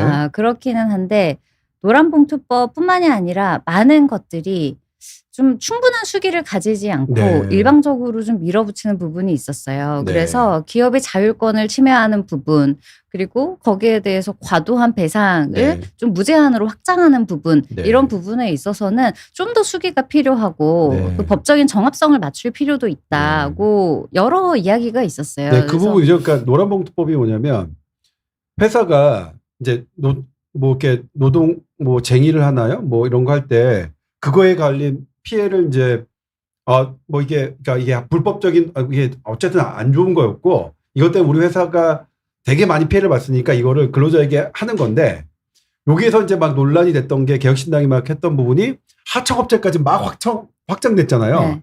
근데 그거는 뭐 언론에서 좀 문제가 논의가 됐었거든요. 그러려면 무한 책임인데 사실 그러니까 하청업체와 교섭을 하는 건 좋은데 네. 이 하청업체에서 또 계약을 맺은 또 국가도 또 하청과에 또 협상을 해야 되고 그러면 네. 1년 내내 협상을 해야 되는 그런 부분이 또 있기도 그렇죠. 했고요. 그러면 이제 기업하는 입장에서는 협상하다 1년 다 하고 정작 기업이 할 수 없는 일, 그러니까 본연의 업무에 충실하기 어렵다 뭐 이런 논란이 있었죠. 어쨌든 저는 노란봉투법의 반대와 찬성을 표시할 필요가 없는 상황입니다. 네, 아무튼 재밌었어요. 그리고 이거 이 사진도 되게 인상적이었어요. 이건 국민연금. 바로 아시네. 이게 네. 이제 뭐냐면 왼쪽은 더불어민주당, 그다음에 세 번째가 이주영 의원이고, 네. 그다음에 김재섭 의원이니까 국민의힘이죠. 네. 그다음에 그 옆에 보이는 게 천하람 의원이고, 저쪽 끝에 보이는 것도 국민의힘 네, 네. 의원인 것 같아요. 그러니까 우재준 의원. 저 이제 거기까지 그래서 아무튼 다 있어요. 다 삼당이 더불어민주당과 다 국민의힘 들어온. 의원과 개혁신당의 의원, 근데 공통점은 좀 젊어 보인다. 그렇죠? 어떤 이렇게 다른 당 의원과 평소에는 되게 많이 초록색, 빨간색 이었는데 같이 연단에 선 어떤 이때가 굉장히 의미가 있었다고 보는 게 네. 저는 22대 국회에서 처음으로 가장 자율적인 표결과 가장 의원 한 명 한 명이 네. 헌법기관으로서 네. 주체성을 가지고 했던 연대였다고 생각을 네. 해요. 국민연금 개정안이 통과가 될 때 물론 지금의 소득 대체율이라던가 네. 아니면 납부율이라던가 이런 것들을 우리가 볼 때는 현실적으로 타협할 수밖에 없는 부분도 있죠. 네. 그런데 그 국민연금 전체에 대한 걸 제대로 보완하지 않은 상태에서 다음 세대에 너무 많은 이제 짐을 지우는 구조로 개혁이 1차 이루어졌고 보완을 하겠다고 이야기는 하고 있지만 거기에 대한 논의는 사실 전혀 진전이 되고 있지 않은 상황이거든요. 그래서 만약에 지금 나온 연금 개혁안대로 가게 되면 저희 막내 같은 경우는 연금이랑 건강보험료랑 이렇게 합치면 버는 돈의 반 이상을 내야 될 수도 있는 거예요. 그렇기 때문에 80년대, 90년대에 태어난 의원들이 모인 거고 느리는 의원들이 모여서 우리가 국민연금을 개혁하는 거 좋고 그런데 지금은 우리가 지속 가능성에 대해서 이야기를 먼저 해야 한다. 첫 번째. 그리고 여러 연금이 있는데 이것을 같은 대상에게 같은 취지로 주어지는 거라면 지금 이제는 통합 조정을 해서 효율성을 좀 높여야 될 시기인데 이렇게 모수 조정만 하는 걸로는 문제가 있다는 이야기를 했던 거예요. 그래서 구조개혁에 대한 이야기를 좀 더 심층적으로 해서 통과를 시켜야지 이번 연금개혁도 18년인가 17년 만에 처음으로 리비전이 된 건데 이렇게 넘어가면 앞으로의 수년간에 쌓이는 적자는 이건 앞으로는 감당 불가능한 상황이 될 것이다. 그래서 이걸 신속하게 다시 개정을 할 필요가 있고 졸속으로 통과시켜서는 안 된다는 이야기를 하고 싶었던 거예요. 그런데 이 과정에서도 저희 당 같은 경우에는 당연히 셋 다 한마음으로 굉장히 강력하게 이야기를 할 수 있었는데 저는 양당의 의원님들 굉장히 용기 있었다고 생각해요. 왜냐하면 내부에서도 반대하는 목소리 혹은 회유하는 이런 목소리가 있었을 텐데 이분들도 당내에서 본인들의 이런 사익보다는 다음 세대의 지속 가능성을 위해서 굉장히 용기 있게 나서주셔서 이때 연대했던 분들에 대해서는 정말 감사하게 생각하고 있어요.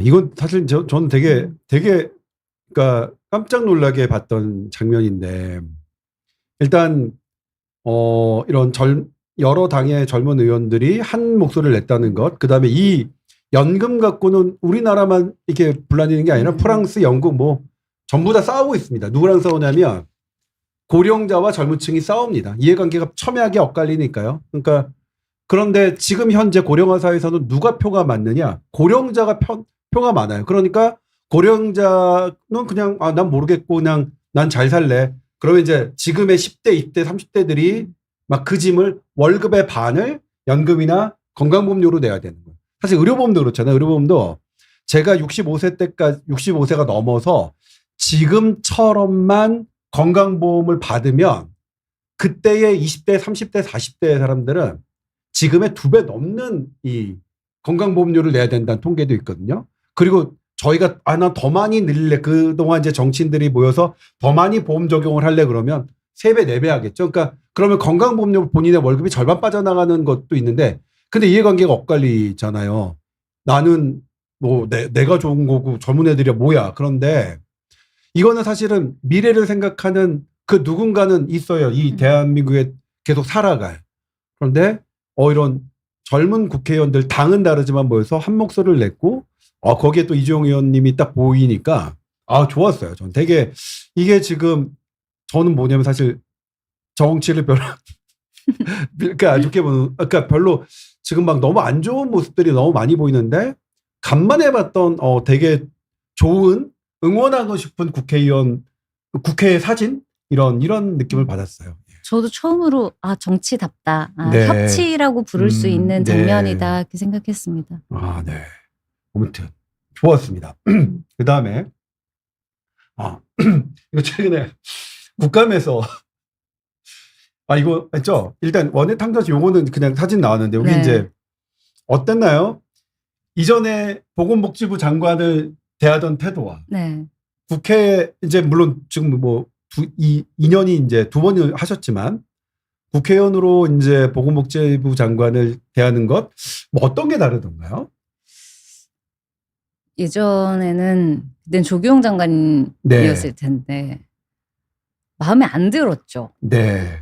마음에 들 수가 없죠. 네. 현장의 의사의 눈으로는 네. 마음에 들 수가 없어요. 그런데 제가 처음으로 만난 게 조규용 장관이셨고 지금 이제 정의용 장관이신데 오히려 저는 만날수록 조금 마음이 약해지긴 해요. 네. 왜냐하면 네. 정말 업무 범위가 너무 넓고 네. 그리고 생각보다 장관이 혼자서 결정할 수 있는 구조가 아니기 때문에 네. 그렇죠. 다 이해하고 뭔가를 같이 잘 하고 싶지만 현실적으로 풀어야 되는 매듭들이 자를 수 없는 네. 그 풀기 어려운 매듭들이 있다는 게 제 눈에도 보이니까 네. 처음에 이제 뭐 연석회의하고 청문회하고 그럴 때는 저도 이렇게 예민한 이야기들을 많이 하고 하지만 네.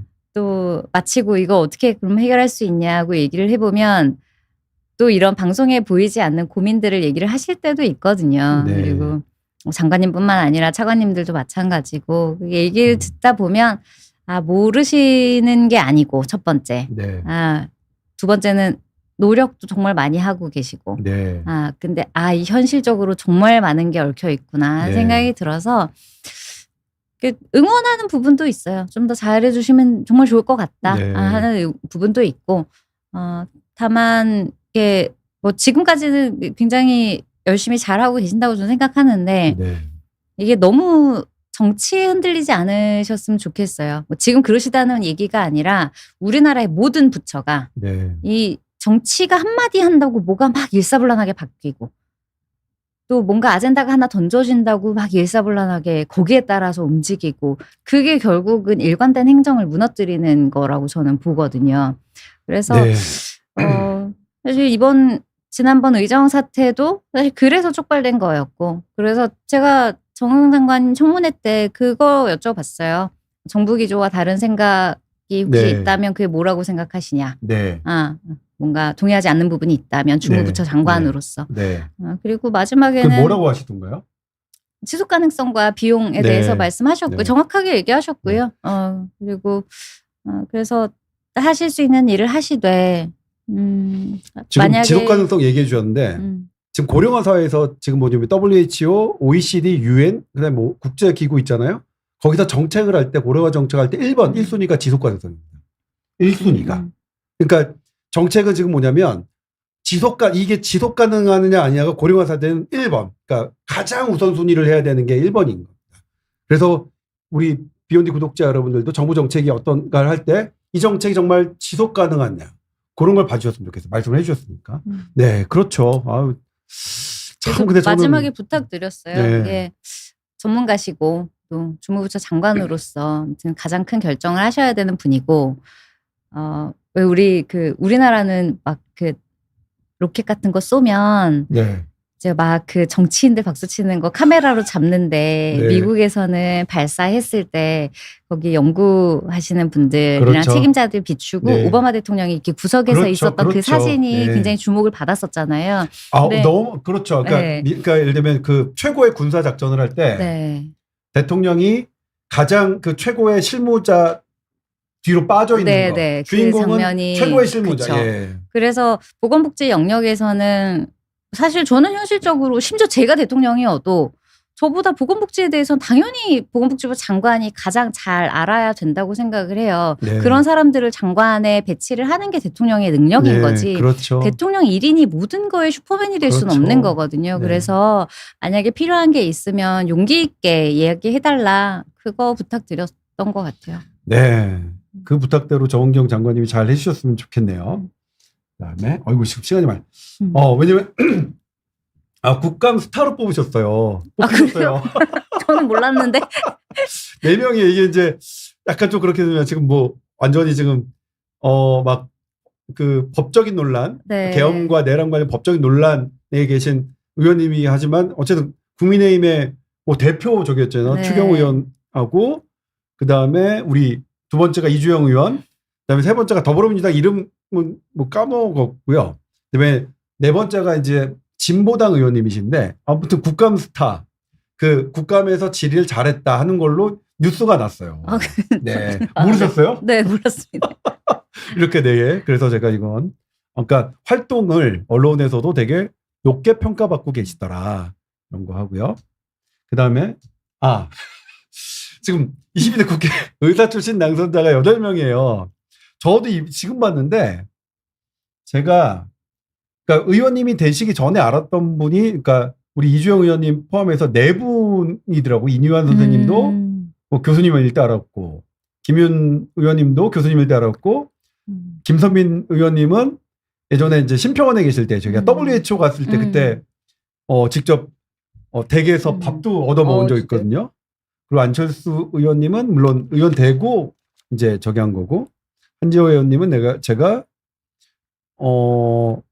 연락해 본 적은 없는 것 같고 차지호 의원님도 모르지만 어쨌든 어떤 거야 의사 출신의 국회의원들끼리는 조금 자주 대화가 있나요? 아닌가요? 생각보다 별로 잘.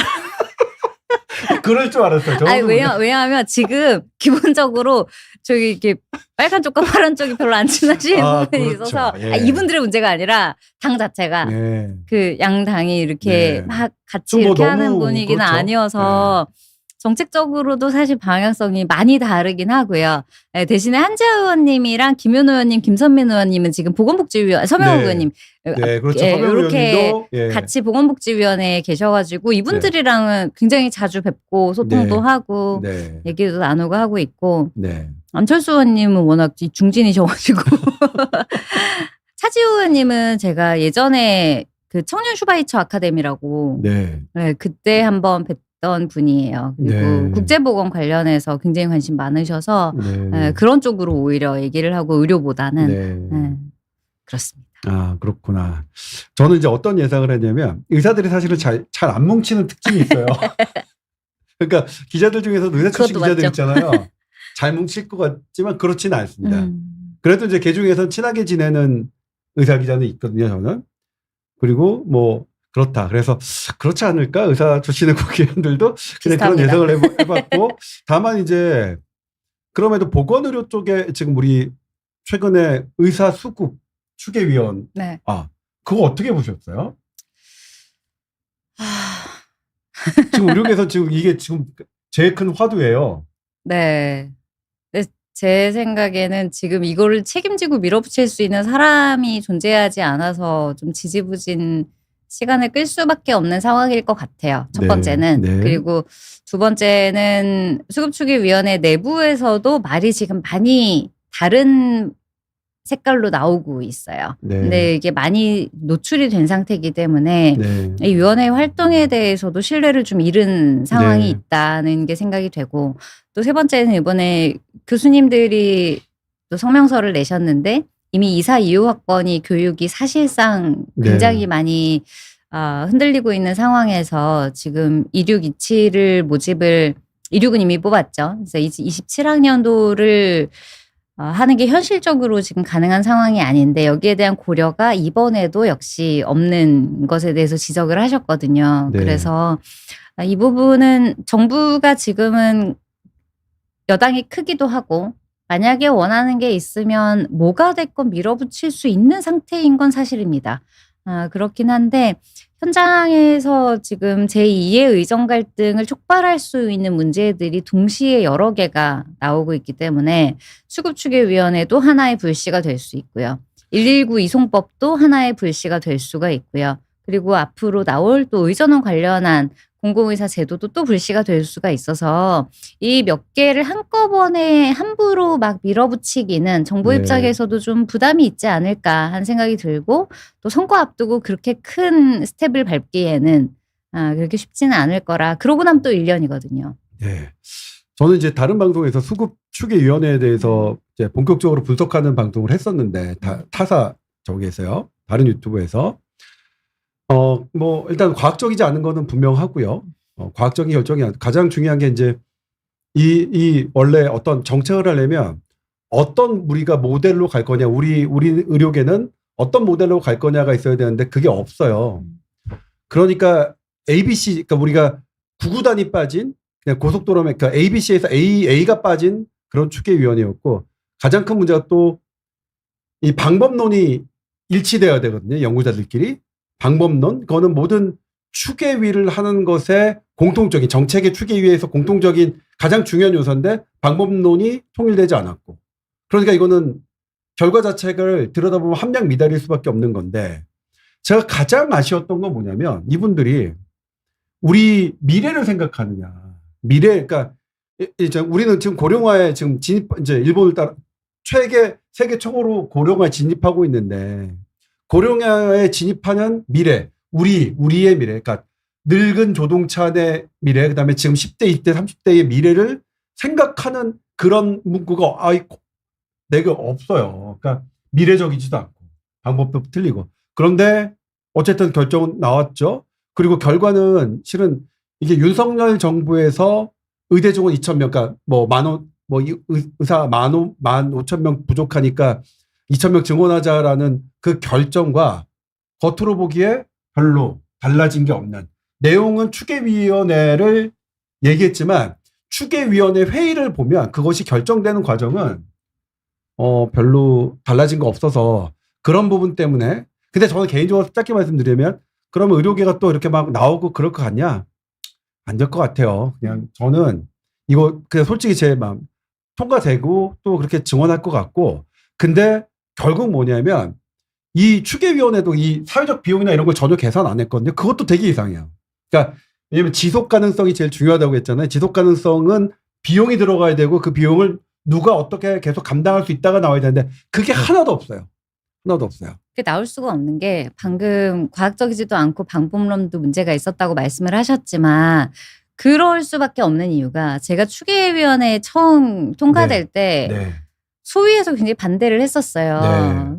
네. 복지위에서 계속 반대를 했는데 왜냐하면 지금 청사진 없이 나오는 추계위원회라는 거는 이 네. 추계위원회에서 우리나라 건강보험 제도의 청사진을 그리라는 거거든요. 네. 그런데 우리나라가 지금 공공의료를 확충하겠다고 얘기를 하는데 네. 그럼 공공의료를 어느 위치에 어느 규모로 그렇죠. 어느 정도의 재정으로 할 건지 그럼 앞으로의 보험 시스템은 지금의 단일 건강보험제도의 행위별수까지 그대로 가는 건지 네. 그러면 그것과 앞으로 통합돌봄이 되면 돌봄과 요양을 통합했을 때 네. 어떤 식으로 건보를 운영할 건지에 대한 계획이 하나도 없는 상태에서 수급추계위원회를 네. 만들었고 네. 그게 의사만의 이야기가 아니라 간호사, 물리치료사, 네. 그렇죠. 네, 뭐 영상의학 기사분들 네. 다 포함되는 것들일 수밖에 없는데 이거는 과목별로 어떤 의사가 필요하고 어떤 형태의 일을 하는 그 외 직종들이 있어야 되느냐를 먼저 알아야 추계가 가능한 건데 네. 지금 이 수급추계위원회는 의대를 먼저 추계를 해요. 네. 그게 말이 안 되는 거거든요. 그렇죠. 그래서 어떤 전문 과목이 필요한지 내과가 그럼 고령화가 되면 더 많이 필요하겠네. 소아과는 줄여야겠네. 네. 산부인과는 특수한 진료를 보는 고위험 산모 보내족을 늘려야겠네. 이런 오히려 디테일한 것들이 결정이 되고 나서 네. 그러면 이만큼의 전문가를 만들려면 의대생을 몇 명을 뽑아야 돼? 이렇게 거꾸로 도출이 돼야 되는 건데 지금 수급추계위원회는 의대생을 몇 명을 뽑을 건지를 결정을 하는 거예요. 그렇기 네. 때문에 과목별로도 당연히 누락이 생기고 지역별로도 전혀 파악이 될 수가 없고 이게 장기적으로 어떤 효과를 가지고 올지도 모르고 네. 그 상황에서 공공의사제도를 또 가지고 들어왔죠. 그러면 네. 공공의사제도도 제가 그랬어요. 고위험 수술하는 의사를 만들 건지 격오지에서 1차 의료할 의사를 만들 건지 서비스 파트는 그럼 어떻게 조달할 건지 네. 여기에 대한 고민이 있냐. 거기에 네. 대한 게 없는 거예요. 의사 하나를 가로등 하나랑 똑같이 치환하는 거죠.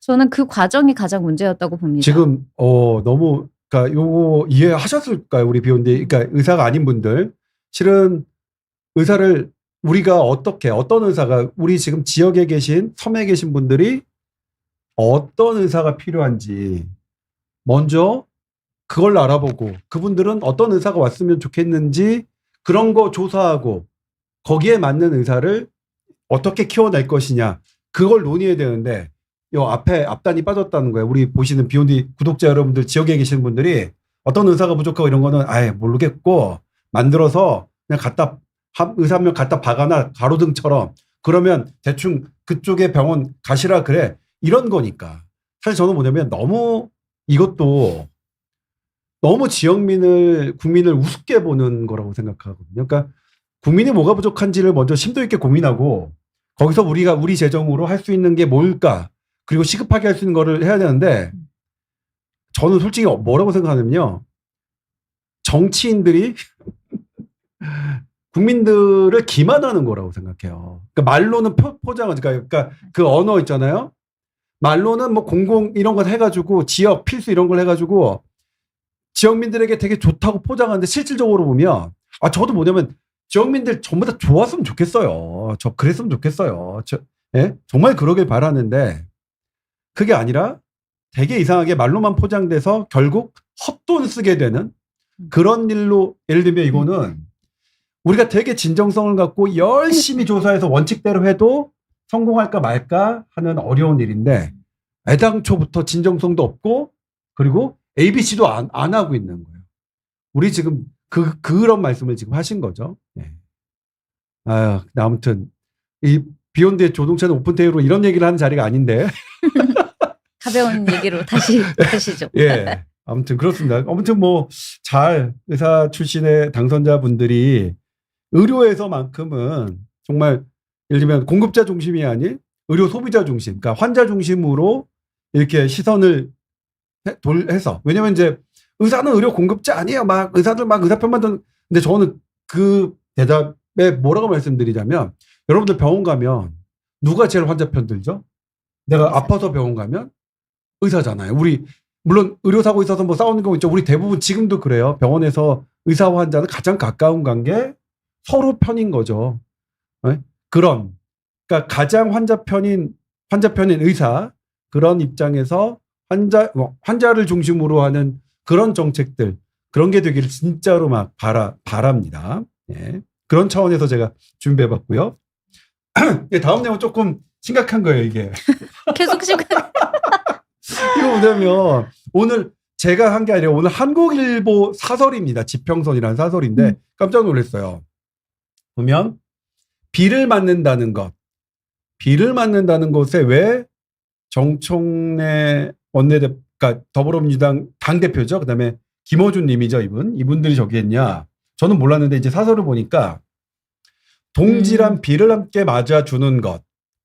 정청래 더불어민주당이 있고 비를 같이 맞아주겠다. 이건 유튜버 김어준 씨가 했는데 왜냐면 최근에 갑질로 낙마한 강선우 전 여성가족부 장관과 흠결 백화점인 이혜훈 기획예산처 장관 후보자를 위로하고 두둔한 그러니까 이게 뭐냐면 왜냐면 저희 최근에 공천원금 막 있었잖아요. 사실 좀 끔찍했거든요. 2025년에 대한민국에서 이런 일이 벌어져? 공천원금으로 시의원이 돼? 저는 뭐냐면 제가 투표했던 모든 시의원, 구의원을 다시 보게 됐어요. 저 사람들도 다 그런 사람들인가? 아니, 그리고 이거는 예를 들면 원래 보수적 옛날에 뭐죠? 그러니까 약간 그런 게 있었잖아요. 보수에서는 그런 게 있었잖아요. 근데 더불어민주당이면 진보 여기서도 이렇게 돼서 진짜 좀 충격적이었거든요. 그러니까 정치인이 아닌 사람 입장에서 저는 17년 동안 의학기자만 했는데 정말 충격적이었는데 그리고 나중에 유튜버를 보니까 그 정치부 기자들은 원래 공천원금 원래 있었고 얼마 다 정해져 있다고 얘기하더라고요. 저 깜짝 놀랐어요. 그런데 여기서 비를 맞아주겠다. 그러니까 저는 강선 의원이랑 개인적으로 만난 적도 있습니다. 예. 뭐 개인적으로는 그렇지만 안 됐지만 그래도 이거를 비로 맞아준다는 거, 그러니까 어떻게 생각해서 국회의원으로서니까 같은 국회의원들이 동료 국회의원이죠. 이런 부분에 대해서는 어떻게 보시는지. 저도 뭐 깜짝 놀랐죠. 왜냐하면 저는 심지어 원내로 들어왔잖아요. 네. 그런데도 이런 문화에 대해서 저도 전혀 네. 상상도 못했었기 때문에 당연히 너무 깜짝 놀랐고 네. 사건이 많았죠. 사실 뭐 네. 강선우 장관 후보자 때도 문제가 있었고 네. 그다음에 또 어떤 성비위도 중간중간 계속 네. 있었었고요. 이번에 뭐 기획예산처 장관 후보자도 마찬가지인데 저는 이게 굉장히 고질적인 문제라는 생각이 들어요. 네. 그러니까 나와 생각이 같고 다르고와 네. 내 편이고 아니고와 네. 이게 동지이고 아니고 좀 전체적으로 다른 느낌이에요. 아, 이게 무슨 말이냐면 나에게 사용할 만한 효용성이 있는 존재는 네. 끝까지 안고 가는데 아. 그렇지 않으면 단호함을 일부러 또 보이는 굉장히 이중적인 모습이 있어요. 그리고 아. 동일한 인물에 대해서도 음. 이게 문제가 안 될 것 같다고 생각을 할 때는 감싸는 것처럼 하다가 아. 어느 순간 이 선을 넘었네 하면 그냥 쳐냅니다. 네. 그건 비를 함께 맞아준다고 이야기를 적용시킬 수 없는 거죠. 네. 함께 동지가 비를 맞아주는 건 그런 거예요. 내 동료가 네. 의로운 일을 하다가 네. 뭔가 상처를 입거나 사회적으로 오해를 네. 받았을 때 네. 나는 그럼에도 불구하고 너를 믿어라고 그 상대에 대한 확신과 신뢰가 있을 때 네. 여전히 동지로서 좋은 뜻을 향해 함께 간다는 네. 거지 내 편이면 잘못을 했지만 덮어줄 게가 비를 맞아준다는 거는 저는 어불성설이라고 생각하거든요. 저는 그러니까 저는 너무나 이게 문학적으로 그러니까 이게 동지나 비를 함께 맞아주는 거 작가처럼 쓴 거잖아요. 대표적으로 작가 아닌 분들이 작가 흉내를 낸 것 같은 느낌이 들었는데 그렇죠. 동지랑 비를 함께 맞아주는 것은 지금 좋은 길을 가는데 지금 너무 어려워요. 얘가 혼자. 그때 같이 걸어가 주는 거죠.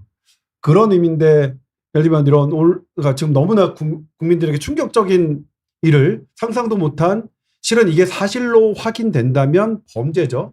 범죄나 도덕으로 따지면 되게 나쁜 일인데 거기에 같이 비를 맞아준다는 표현이 너무 이상했고 그래서 사실 저는 저는 개인적으로 정치권에 대한 저의 이 마음도 되게 많이 낮아졌습니다. 그리고 저는 뭐냐면 그러니까 제가 다닐 때 SBS 회사에 정치 출입하는 기자들도 밑까지 미워졌어요. 니들은 뭐해서 이런 거 보도 안 하고 정치부 기자 막 이런 식으로. 근데 그러면 안 되는데. 근데 이거 우리 SBS 정치부 기자들 안 보겠죠?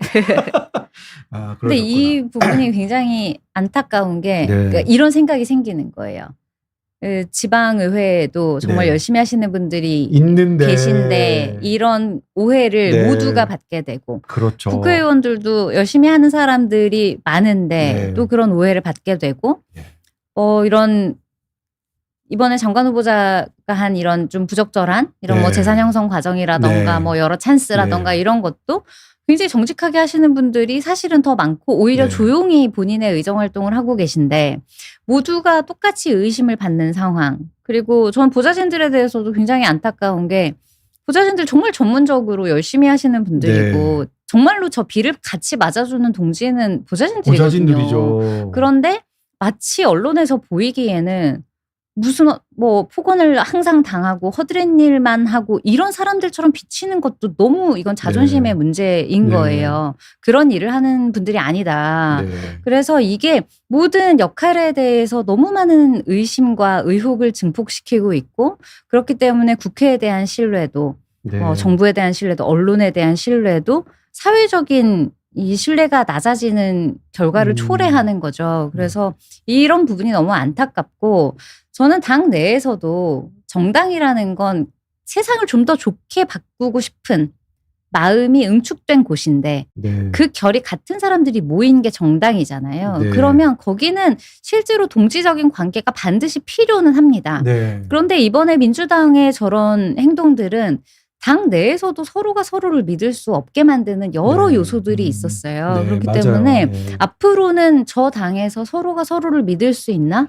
그렇죠. 당 밖에서도 네. 정치를 하는 사람들끼리 진정한 협치가 이루어질 수가 있나 그렇죠. 하는 의심을 하게 되는 거죠. 그걸 당연히 국민들 다 느끼실 거고. 네. 그래서 저는 정말 이번에는 여러 면에서 네. 여러 이슈로 정말 잘못했다고 생각합니다. 그렇죠. 우리가 이제 모든 일을 기자의 취재도 그렇고 아마 정치도 그럴 겁니다. 정치라는 게 사실 법대로만 할 수 없으니까 법을 조금 하고 정치적으로 해결하자는 그런 의미잖아요.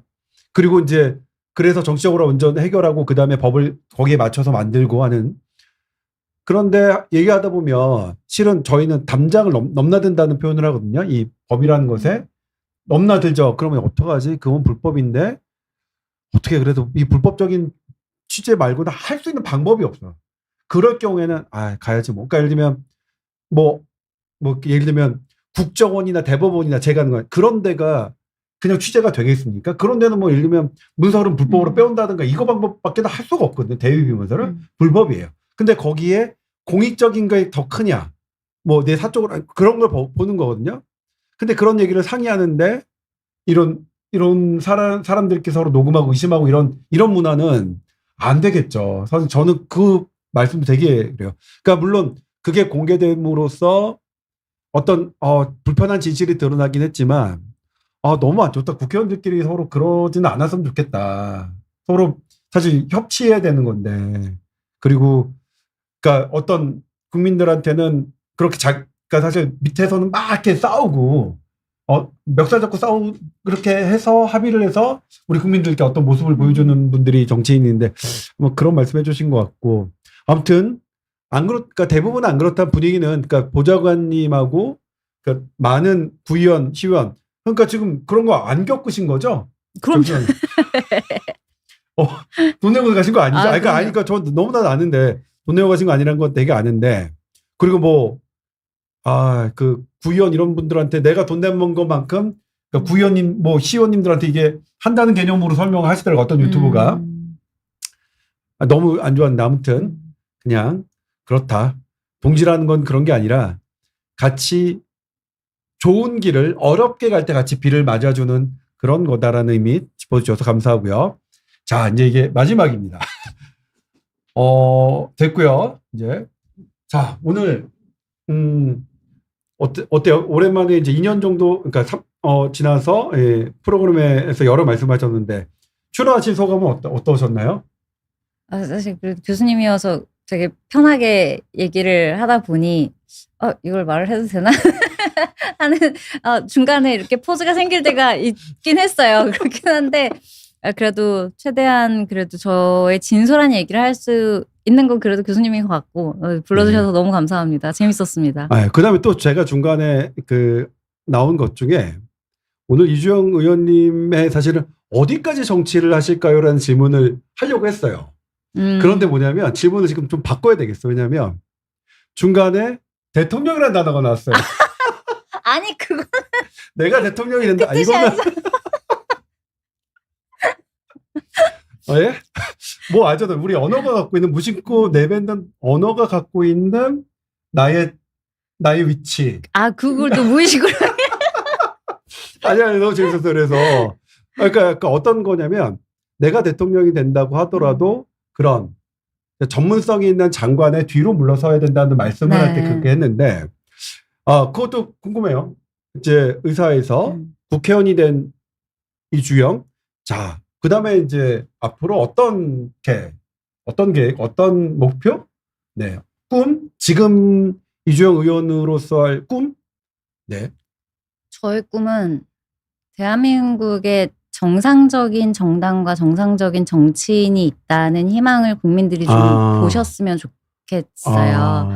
그래서 보통 국회의원들의 가장 큰 꿈은 재선이라고 하거든요. 네네. 그런데 저는 실제로 만약에 저보다 더 잘할 수 있는 누군가가 있다면 네. 당연히 더 잘하는 누군가가 정치를 하면 좋겠다고 생각을 하고 있고 네. 만약에 제가 계속 할 역할이 있다면 잘 하고 싶어요. 그런데 지금까지 적어도 제가 본 국회 네. 내에서는 제가 개혁신당일 때 가장 자유롭고 가장 용감하고 가장 진정성 있게 이야기할 수 있었던 것 같아요. 네. 그래서 그걸 가능하게 도와준 저희 당, 네. 뭐 이준석 대표, 천하람 대표 네. 포함해서 저희 당직자 그리고 저희 의원실 식구들 네.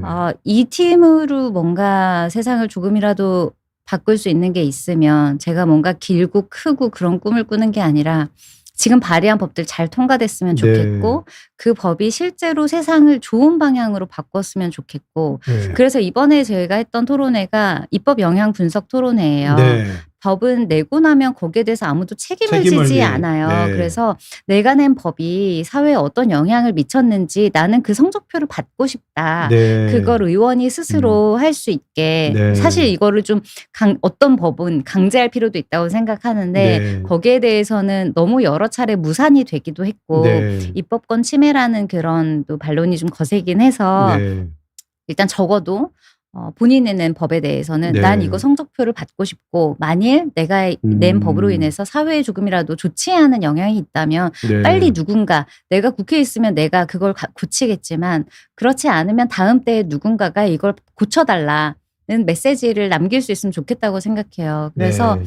입법뿐만이 아니라 제가 내는 정치적 메시지나 지금은 이제 의료계에서 보건복지 영역으로 교육으로 영역을 넓혀가고 있지만 제가 뭔가 대한민국이라는 나라 그리고 제가 사랑하는 0010 세대 네. 우리 다음 세대에 조금이라도 긍정적인 영향을 미칠 수 있는 정당과 정치인이 네. 됐으면 좋겠다. 그게 네. 이주영일지 아닐지는 국민들께서 판단해 주시는 거고요. 네. 다만 저는 개혁신당이 잘 됐으면 좋겠고 정말로 네. 제가 잘하고 싶은 마음과 동시에 저보다 더 잘하는 사람이 누구라도 있다면 네. 저는 최선을 다해서 응원할 거다. 근데 지금은 일단 저의 자리를 정말 열심히 하겠습니다. 아니죠. 누구 이주영 의원보다 더 잘하는 사람이 있으면 그 사람도 하면 되지. 같이 하면 되지. 그 사람이 있다고 내가 그거 지금 국회의원 몇 명인데요. 그다음에 이제 국회의원 이주영의 꿈을 물어. 그다음에 국회 보건복지위원 이주영. 네. 이거 이제 우리나라 의료 어떻게 지금 의원으로서 가장 중점을 두고 있고 어떤 부분 하나만은 나도 꼭 이런 우리나라 의료의 모습을 보고 싶다. 이런 부분은 어떤 게 있을까요? 서로가 서로를 좀 존중하는 네. 서로가 서로라면 환경? 의사와 환자 네. 그리고 의료계를 이루는 모든 직군들. 그리고 정부와 의료계 네. 국회와 의료계 네. 그 모든 것들이 최소한의 신뢰를 기반으로 이건 네. 의사를 믿으라는 뜻만은 아니에요. 네. 국민들도 의료계를 신뢰하시고 의사들도 119 구급대원이 왔을 때 네. 간호사와 일을 할 때 네. 서로 좀 신뢰하고 한다는 전제하에 네. 법도 만들고 네. 정책도 나오고 어떤 사업도 네. 실현이 되면 좋겠습니다. 네. 이것도 저기 하자면 이게 모든 게 상대가 있잖아요. 이게 이제 나와 보시니까 사실 의사들일 때 제가 친구 의사들이랑 얘기할 때 답답한 부분이 이거였거든요. 저는 의사만 취재하는 게 아니라 소방관도 취재하고 뭐 간호사도 취재하고 그러잖아요. 그러면 그분들의 얘기를 들어보면 그런 사정이 있어요. 네, 맞아요. 그분들 전부 다가 악독하지가 않아요. 그럼요. 일부는 그럴 수 있겠지만 의사들도 그렇잖아요. 모든 직군이 모든 그런 직군이 다 거죠. 그렇잖아요. 그러면 사실 의사들끼리만 얘기해서 잘 안 되는 부분, 그러니까 이거 안 되는 부분들이 있거든요. 그 상대가 있는 119 구급대, 그다음에 네. 정부도 그렇거든요. 네. 정부도 의사들은 막 뭐 보복부라고 하고 막 그렇긴 하지만 물론 아쉬운 부분이 있긴 하지만 그래도 정부에서 일하시는 분들도 되게 진짜 열심히 엘리트고 하세요. 뭐 열심히 네. 하시잖아요. 그런 부분 말씀하신 거예요. 서로의 네, 신뢰가 그러니까 환자가 의사를 믿는 것도 그렇죠. 의료계도 환자, 119 구급대 간호사 다른 직역 서로 믿는 그런 걸 보고 싶다는 말씀이시죠? 네. 그 전제 하에 좀 정책을 안 할 네. 거라고 생각하고 이상한 법을 만들거나 제대로 안 할 거라고 생각하고 정책을 만들지 마시고 네. 최대한의 잘 돌아가게끔 하고 싶은 전문가들의 선의가 있다. 네. 자, 그러면 가장 가까이 생각하고 있는 뭐 법안이나 정책 이런 거는 있으실까요? 이 저희 시점이. 오늘 이제 네. 그 의뢰를 했어요. 네. 그래서 119 이송 관련해서 요즘 워낙 이야기가 많이 나오고 있는데 네, 그렇죠. 네, 이거를 사실 굉장히 위험한 이야기가 많이 오가긴 하거든요. 그렇죠. 네, 맞아요. 그래서 이제 구급대원분들이 너무 고생하시지만 네. 만약에 이걸 어떠한 제도적인 것도 없이 어떤 병원에든 그냥 데려다 놓을 수 있게 하는 네. 법이 만약에 통과가 되면 네. 현장은 사실 굉장히 큰 혼란에 처할 수밖에 없고 네. 가장 중요한 거는 지금까지 제가 신뢰라고 얘기를 사실 드렸던 게 네. 이것 때문인 것도 있는데 네. 의사들과 구급대원 간에는 굉장히 보이지 않는 암묵적인 정말 네. 비를 같이 맞아주는 네. 게 있었어요. 네. 그랬었죠. 뭔가 조금 서로에게 부족한 게 있어 네. 보여도 그 당시에 당신의 최선이었다는 걸 알고 네. 내가 했어도 이 이상 안 됐을 거야. 네. 누가 했어도 이 이상은 어려워. 그렇다면 이게 베스트야. 라는 신뢰하에 환자를 받고 인계를 듣고 하는 문화가 있었어요. 네, 맞아요. 그런데 이번에 119 관련된 법이 사실 잘못 통과가 되면 그 신뢰가 저는 무너질 거라고 생각합니다. 네. 그렇기 때문에 거기에 대해서 서로가 서로를 믿을 수 있도록 중앙응급의료센터에서 그 전체적인 것을 좀 관할을 하고 또 구급대원에 대한 것들, 응급의료 종사자에 대한 것들을 좀 잘 교육을 해서 국민들은 국민들대로 가장 효율적이고 신속한 이송을 누릴 수 있게 하고 구급대원들은 구급대원들대로 현장에서 보호받을 수 있고 또 응급실 의사들은 응급실 의사들대로 가장 안전한 환경에서 최대한 적극적으로 치료에 임할 수 있게 만들자라고 네. 해서 가능하면 같이 심사가 돼서 좀 위험한 법이 너무 졸속으로 통과되는 걸 막고 네. 싶다고 생각하고 그러니까 있어요. 사람이 그러니까 서로가 믿는다는 걸 전제로 하고 법이나 이런 걸 만들어야 네. 되는데 아예 얘네들은 못 믿는 관계야. 그러니까 네. 이거를 그러니까 그런 건 다 강제해야 하고 해. 그리고 제가 119 구급대를 취재하다가 들었던 얘기가 떠올랐는데 제가 그랬어요. 아니 그 병원이 응급실 만실이라고 통보를 했다는데 왜 가셨어요? 그랬더니 그래도 그 의사 선생님한테 얘기하면 와서 봐준 적이 있대요. 어떻게 어린이며. 저도 그러니까- 맨날 그랬죠. 그러니까요. 그러니까 이게 그 여지가 그러니까 이를테면 제도적으로 안 보이는 그러니까 만실에서도 응급실 만실에서도 사람의 신뢰로 맞아요. 이렇게 늘릴 수 있는 공간 이런 것들이 있었는데 이제 그런 게 점점 사라지고 있고 네. 그러면 사실 외부적으로 어떤 공간을 억지로 만든다고 하더라도 이제는 구급 일지와 의무 기록의 싸움이 될 수도 있어요. 네. 극단적으로는. 네. 네. 정말 슬픈 일이기 때문에 그렇게 되지 않았으면 좋겠습니다. 네. 너무 마지막까지 계속 가볍게 끝나야 되는데 이게 계속 이야기가 묵직한 이게 노래라도 주제도 노래 잘하시나요? 아니요. 큰일 날 뻔했네. 네, 노래 시키려고 했어요. 아니 제가 오늘 여기 오다 라디오 방송을 들었는데 스님이 출연하셨는데 그 진행자가 갑자기 엘비스 프레슬리 노래를 바로 시키시는 거예요. 오. 무반주에서 하시더라고요. 잘하세요. 정말요? 아무튼 멋진 스님이시네요. 네. 시간이 원래 지금 일찍 가셔야 되는데 5시 반 이전에는 끝내드리려고 했는데 죄송합니다.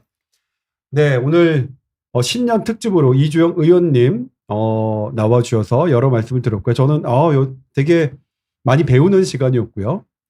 나와주셔서 감사하고 그리고 이주영 의원님을 출연시켜주신 개혁신당 관계자 여러분들께도 진심으로 감사드리겠고요. 그리고 말씀드리지만 다른 의원님들도 만약 원하신다면 저는 늘 열려 있다는 것 오픈 테이블 열려 있다는 것 말씀드리겠고요. 네. 그리고 마지막으로 가족분들께 한마디 하시고 이제 이 시간 마무리하는 걸로 할게요. 자, 여러분 이제 방학이 일주일 남았습니다. 엄마가 늦게 들어가더라도 숙제 똑바로 하고 오늘은 엄마가 좀 일찍 들어갈 예정이니까 집에서 봅시다. 오늘 이거 끝나고 바로 가시나요? 네. 오늘 제가 여기서 딱 방송이어서 예고를 하고 나왔습니다. 숙제를 하고 있을 것인가. 애들한테 더 안 좋을 수도 있겠네요. 엄마가 늦게 들어가 이게 노는데. 네. 네. 네. 지금까지 이주영 의원님 모시고 나눴고요. 시청해주신 여러분 고맙습니다. 다시 말씀드리지만 새해 복 많이 받으십시오. 고맙습니다. 감사합니다. 예.